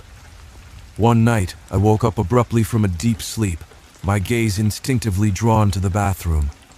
A peculiar certainty washed over me there was someone in the bathroom. I squinted into the semi-darkness, my vision blurred without my glasses. I could discern the shape of a man, standing eerily in the bathtub, his back turned to me. I blinked, rubbed my eyes, but the figure remained. I felt an icy chill run down my spine, but eventually, sleep reclaimed me. On the day of our departure, all of us left the Beneath, except for one girl from our group who had a later flight. Later, she confided in us about a strange experience she had after we left. She heard the sound of footsteps echoing down the hallway, and then a whisper as soft as the rustling of leaves, "Slave." Intrigued and disturbed, she researched the history of the area where our Beneath was located. To her surprise and horror, she discovered that the site was once a bustling slave trading post. The realization struck us all with a sense of dread and melancholy, a ghostly echo from the past intruding into our present. The haunting memories of our stay in that Airbnb lingered long after our trip, a chilling reminder of New Orleans' spectral past. The city, rich with history, had shared with us a glimpse into its dark past, a tale of sorrow and injustice that time had failed to erase.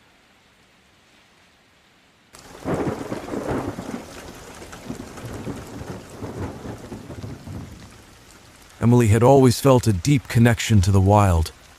Her heart beat in rhythm with the rustling leaves, and her soul found solace in the melody of birdsong. As a seasoned park ranger responsible for the sprawling and isolated national park, she was entrusted with the task of safeguarding the delicate balance of nature's beauty and preserving its intricate ecosystem.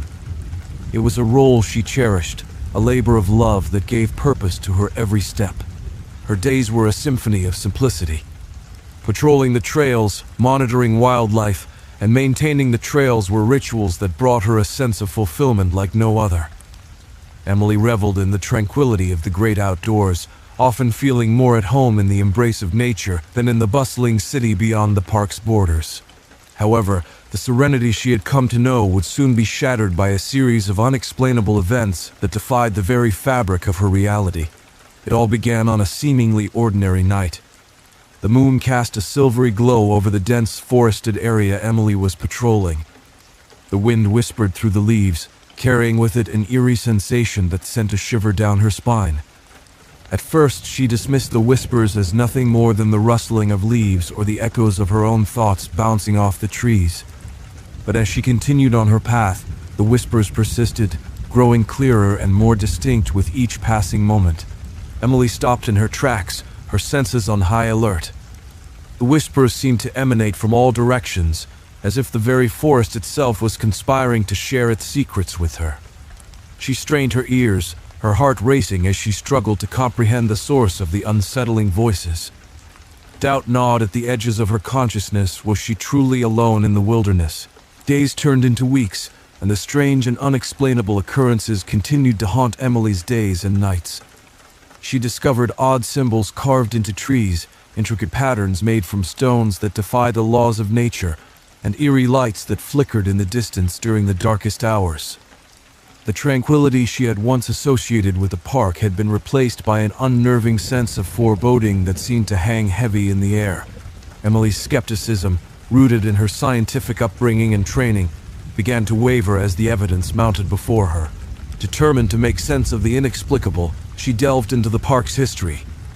Through old records and the tales of local residents, she uncovered stories of ancient legends that seemed to intersect with the present.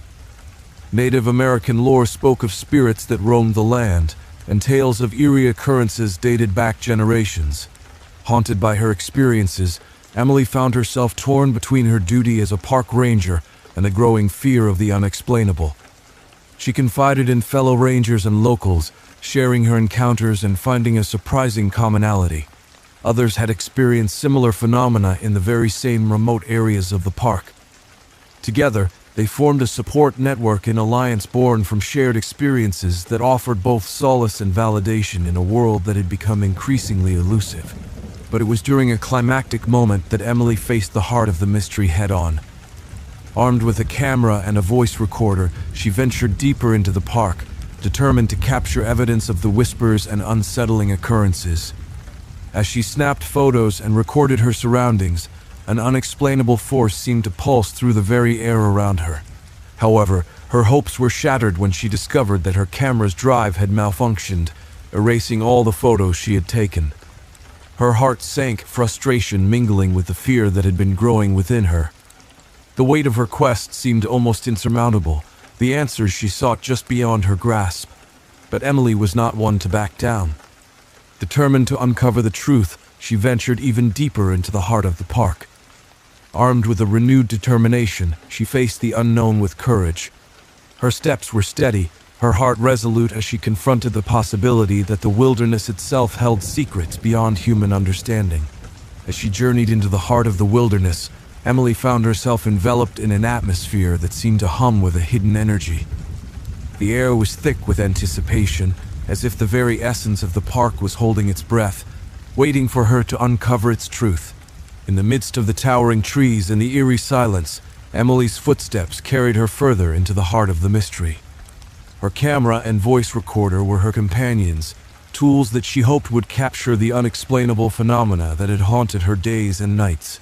Hours turned into days as Emily pressed on, driven by an insatiable curiosity and an unyielding determination.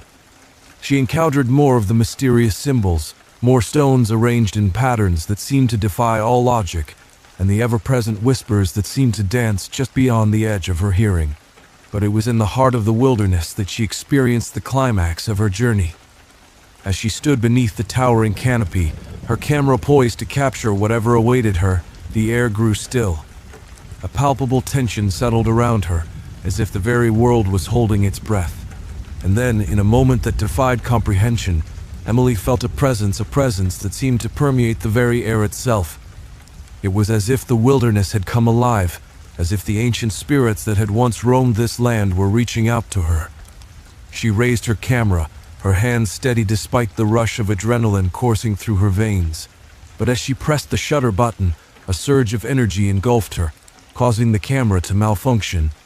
She watched in shock as the images on the screen blurred and twisted, the shapes becoming almost ethereal. The whispers grew louder, voices echoing through her mind, as if the spirits themselves were speaking directly to her. In that moment, Emily felt a connection that transcended time and space. The park's secrets, once buried beneath layers of history and myth, seemed to surge to the surface, begging to be heard. She realized that the wilderness itself was a living entity, an ancient force that held within it the stories of generations past. With a mixture of awe and trepidation, Emily lowered her camera. She may not have captured the evidence she sought, but she had experienced something far more profound. The whispers of the wilderness had become her companions, the spirits of the land had embraced her, and the unexplainable occurrences had become a part of her reality. As she emerged from the heart of the park, her heart heavy with the weight of what she had witnessed, Emily knew that her journey was far from over. The unexplainable had become a part of her, woven into the very fabric of her being. And as she looked out at the sprawling landscape that stretched before her, she realized that the mysteries of the wilderness were vast and endless, waiting to be discovered by those who dared to listen. And so, Emily continued her role as a park ranger, but now with a deeper understanding of the world around her. She embraced the whispers of the wilderness, knowing that they held within them the stories of generations, the echoes of ancient spirits, and the unexplainable truths that could only be felt with the heart.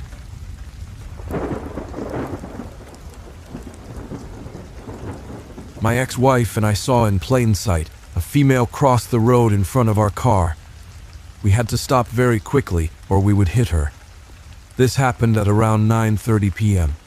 We went back there the next morning and found where 2-3 had been standing watching traffic to cross the road. From through 2004, I heard many different calls from my bedroom from various times. The oddest at 9:30 a.m. This was the loudest call I had heard, and it sounded like it was lost or looking for a younger one that was lost. I have never heard a creature with such a lung capacity. The volume was incredible, and that was in broad daylight about half-mile from my home. It woke me up immediately, and I knew right away what it was.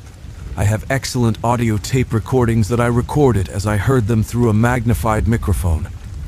Many times I had walked in the woods by the house, and I felt the presence of them around me.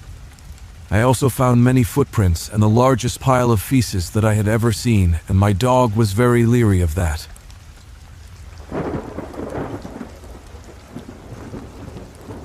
My wife and I had planned a peaceful getaway to a cabin in a rural town nestled in the mountains. It was a much-needed break from our busy lives, and we were excited to enjoy the serenity of nature. It was around 8 p.m. when we heard an air raid siren, which we assumed was related to a fire. The sound pierced the quiet evening, and it rang out for quite some time. We initially joked about it being the beginning of a zombie apocalypse, but as time passed, we couldn't help but feel a little uneasy. We didn't know what the siren was for, and our curiosity got the better of us. Deciding it was best to find out what was going on, I put on my coat and boots before venturing out into the chilly night. I walked down the road to a small grocery store nearby, hoping someone there might know the reason for the siren. As I entered the store, the warm air and bright lights provided a welcome contrast to the cold darkness outside.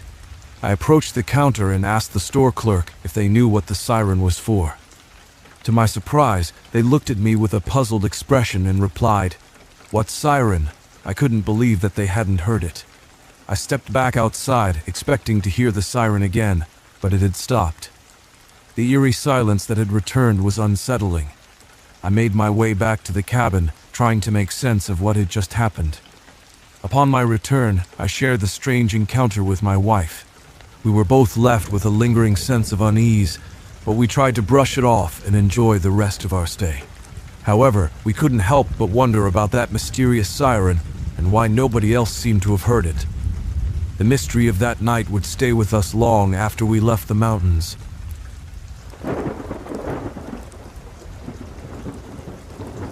A few years back, I had this really creepy experience with an older coworker of mine that still kind of shakes me to this day. It happened at this place that I'd been working at for a couple of years at that point. The place was a small factory of sorts, with only less than a handful of employees, including myself. One day, though, my boss introduced us to this new, older guy that he'd brought in to start working in the other, newer side of the factory. You see, the factory where he worked had two different sides to it. One side for beeswax and one side for wood production. My boss had brought him in because they went to church together, and the wood production on the other side had a religious significance.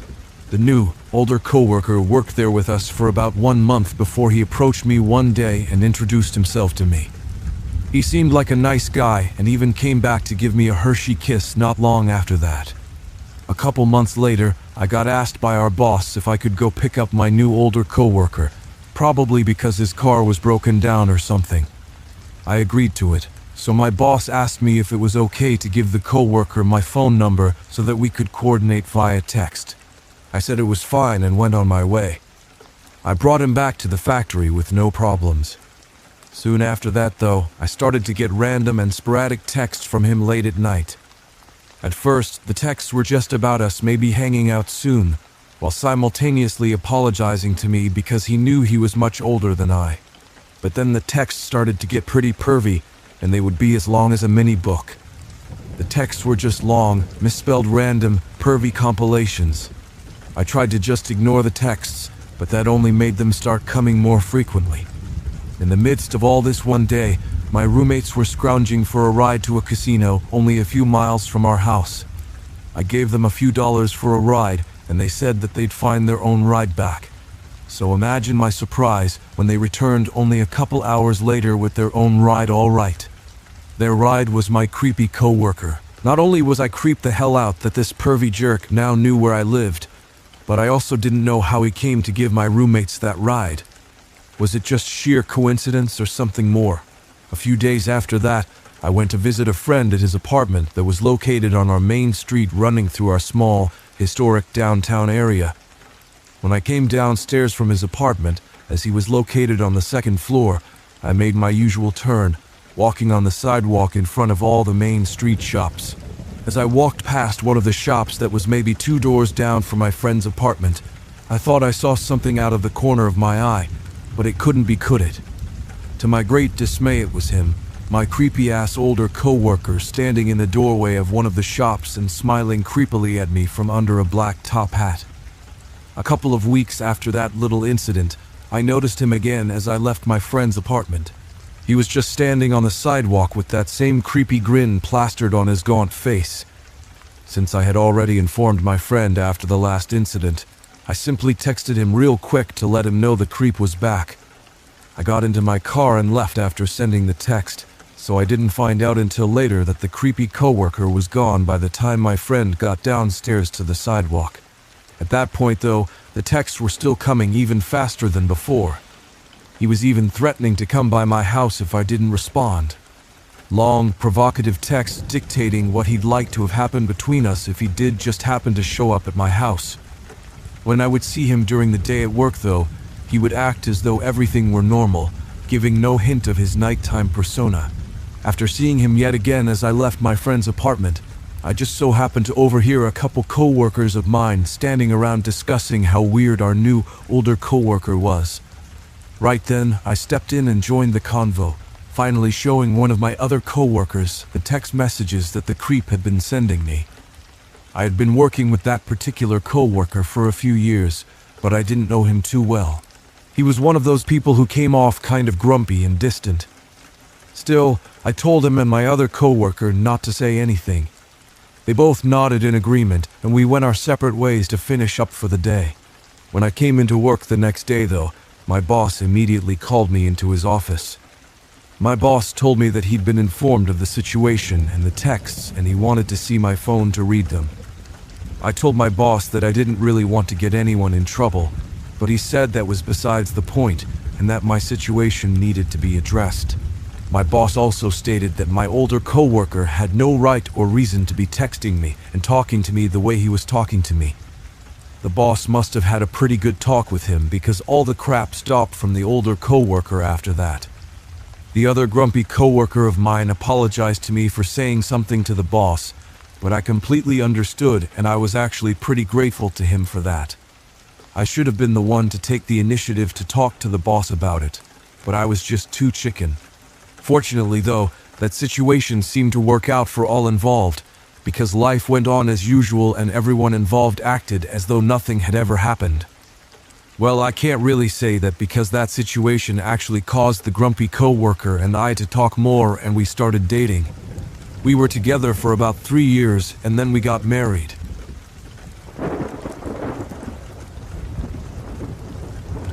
It was a quiet night as I drove down the narrow country road, taking my friend back to his village after a long day of hanging out. The clock in the car read just after midnight, and the only source of light came from the dim glow of the headlights cutting through the darkness. As we approached a small bridge, I noticed a peculiar sight, a small cloud-like formation slowly drifting across the road. Just a bit of fog, I thought to myself, not an unusual occurrence on these country roads. My friend, lost in thought, was staring out the window, oblivious to the foggy apparition up ahead. As we got closer, I expected our car to pass through the fog, but what happened next left me baffled and frightened. Instead of us driving through the fog seemed to pass through the car itself. It seemed to defy the laws of nature, as the misty cloud moved right between the two of us and out through the back of the car. Startled, I jumped in my seat, gripping the steering wheel tightly. My friend, who hadn't been paying attention to the road, was equally shocked by the phenomenon. He confirmed that he had also witnessed the fog passing through the car, leaving us both bewildered and struggling to make sense of what had just happened. We spent the rest of the drive discussing our eerie encounter, trying to come up with a rational explanation for the strange fog. But to this day, the experience remains unexplained, a chilling memory that lingers in our minds whenever we find ourselves driving down those lonely country roads late at night.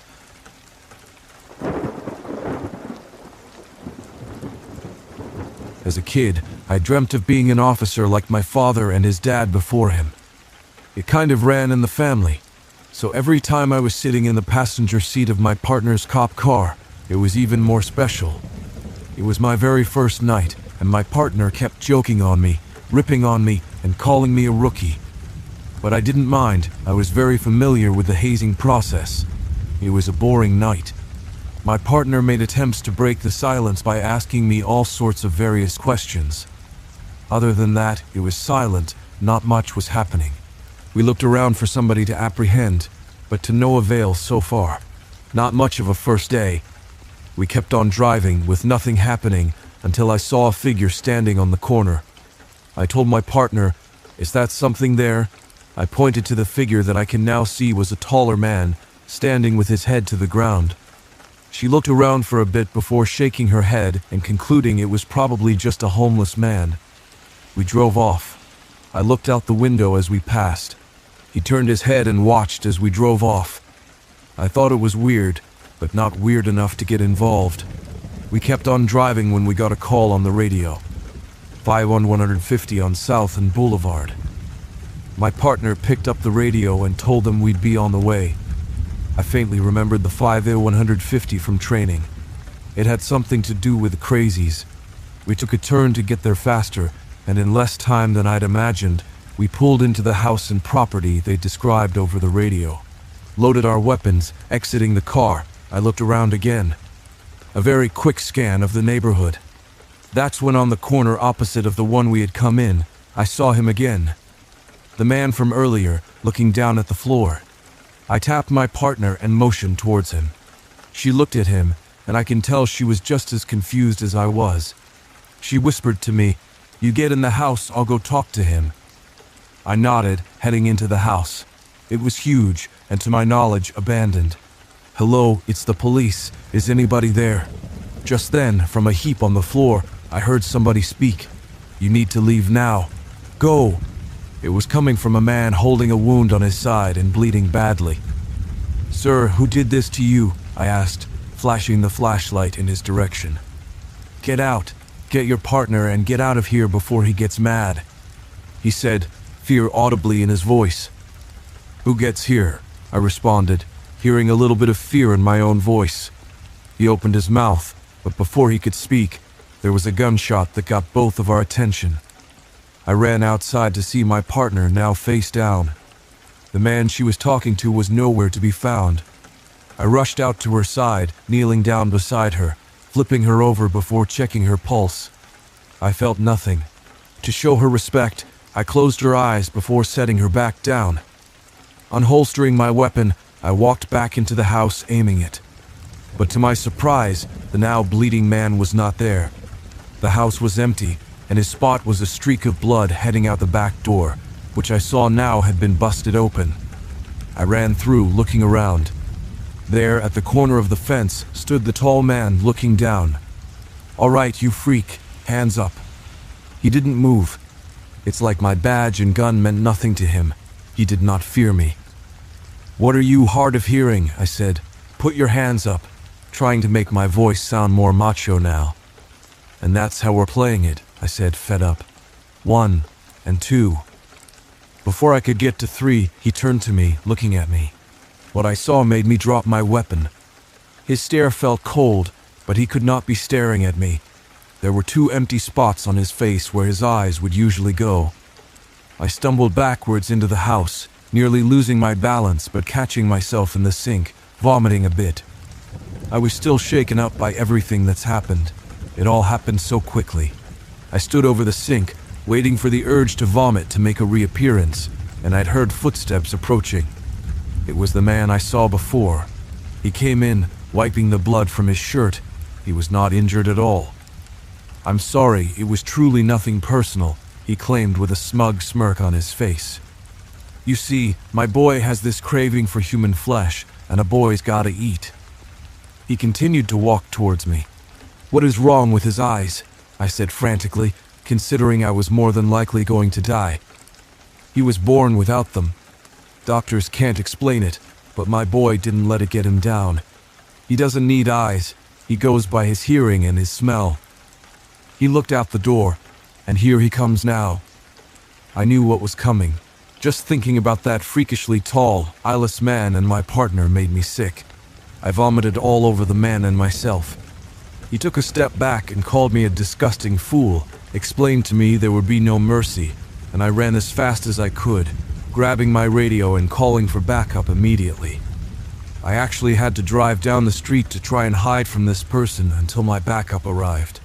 He and his son were detained, and as it turns out, he had actually cut out his son's eyes as a part of some sort of sick, satanic, sadistic cult and fed him flesh his entire life, treating him like a wild animal.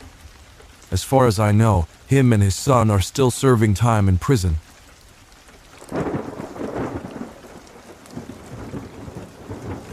1942.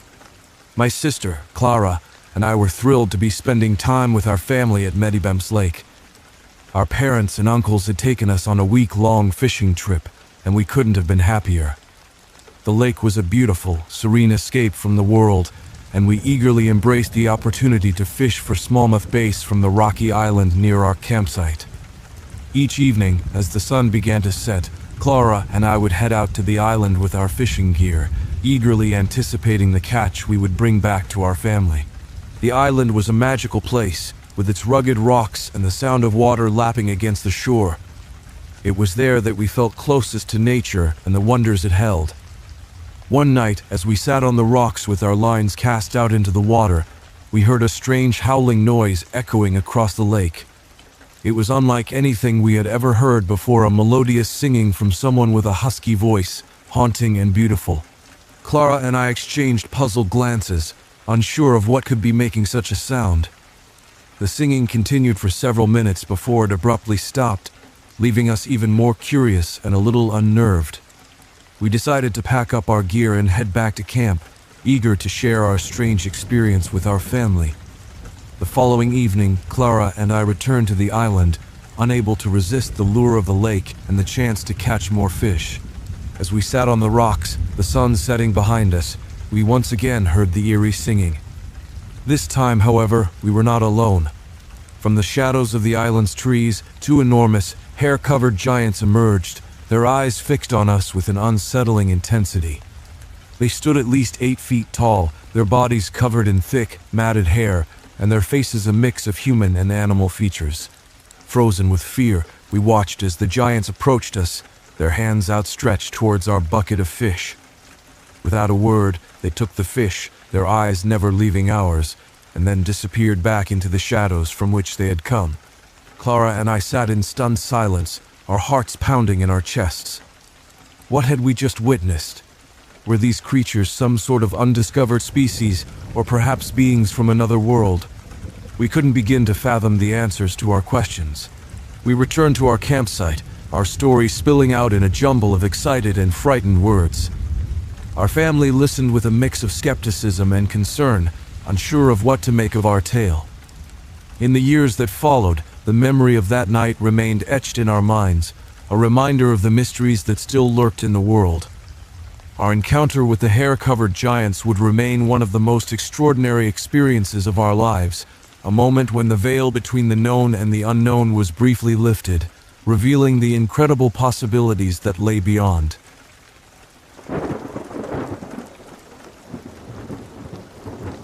This took place last year, at the beginning of summer. I was with my mom, headed down to my Nana's farm to visit for a weekend. For some context, she lives on a farm way back in the country right at the foot of a mountain in rural South Carolina. It's a very rural, secluded area, so the roads are badly maintained and barely wide enough for 2 cars to pass one another. The houses are also spread out and set far back into the tree line from the road, so there's very little ambient light besides the headlights of a car. So my mom and I are driving along, her in the driver's seat and me in passenger.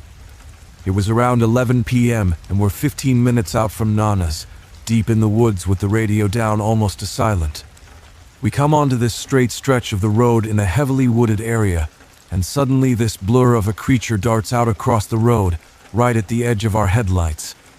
It was moving pretty good, but both me and my mom were able to get a good look at it and both agree on what we saw. It was a fairly large creature, roughly the size of a person bigger. Neither of us could make out the head, but we both remember it appearing to have a segmented body, my mom's words, as if it were emaciated and its rib cage was poking out. The reflection of light made it hard for me to tell color, but my mom said she remembered it to be dark and she didn't see forehair. It had long limbs, and as it moved across the road, it didn't run the way a dog or horse would, with all 4 legs. The best word to describe it would be loping, using its front limbs to pull itself along, and it was moving considerably fast. We both said something along the lines of, "What the hell is that?" as it crossed in front of us. As we got up to where it had crossed, I turned to look at it just as it reached the other side of the road and out of our headlights. And I swear on my life, it stood up and ran. Not like a dog rearing on its hind legs, it was definitely bipedal. I immediately yelled that it had stood up, and we both started getting nervous. I honestly would have thought I was going insane had I not had another person in the car with me. My mom has always been a pretty level-headed person and not superstitious, but she was very nervous and made me agree to not tell my Nana about it to avoid scaring her, which made me recognize how serious this was. I should also mention that there had apparently been a series of attacks on livestock horses in the area around the time this happened. People were saying they found wire fences ripped through and their animals attacked. I don't think any died, but if I remember correctly, there were a few horses that were severely wounded. There have been a few other strange instances in the area, but that was my personal experience.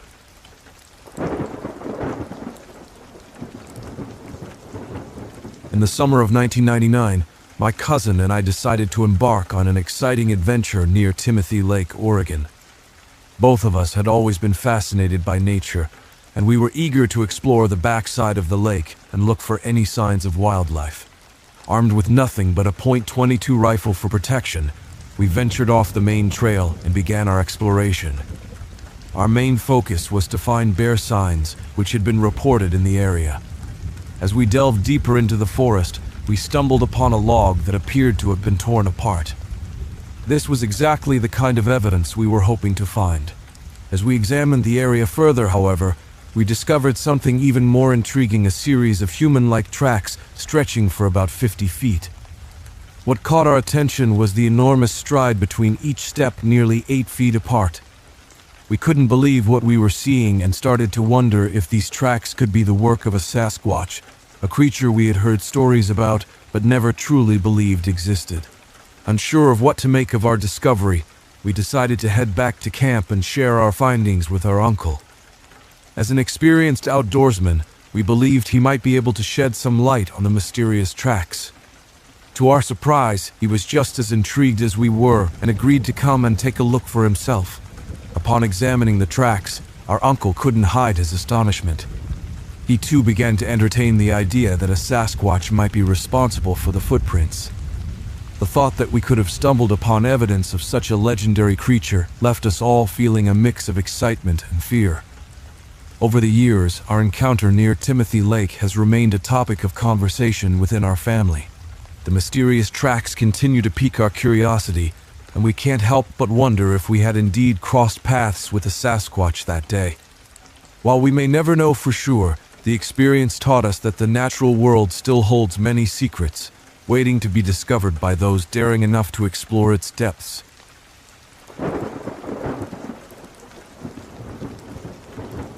To give you an idea of why I was out in the middle of the woods at midnight, I run cross-country collegiately.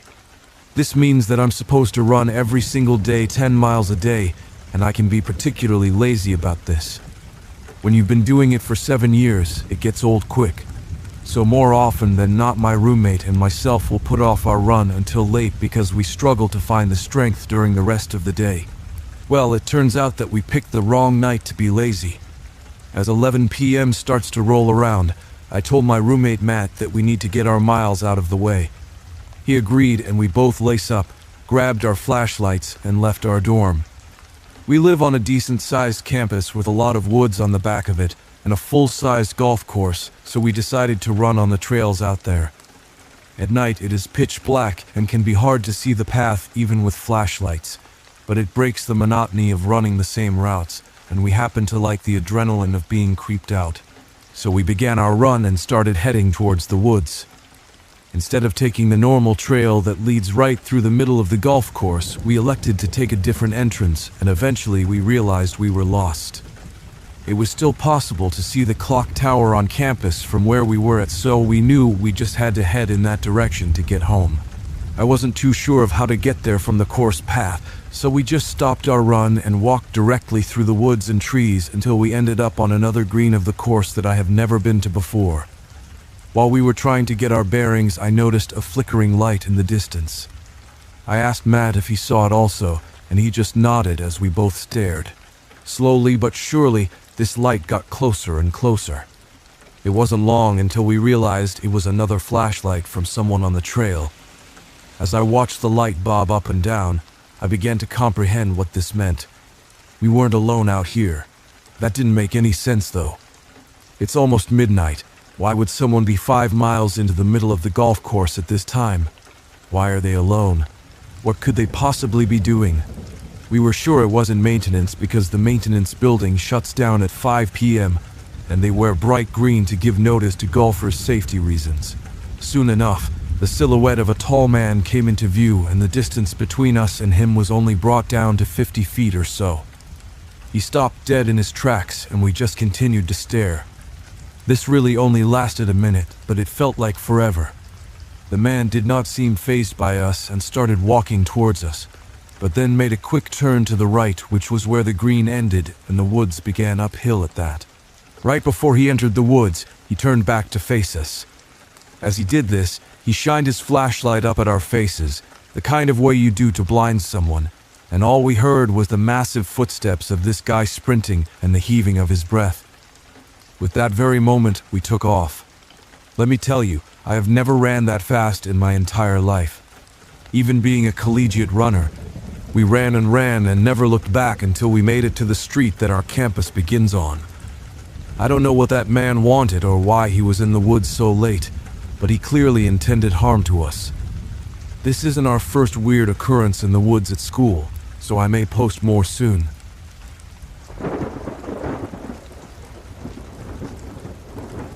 One day my best friend and I were taking a shortcut to her house.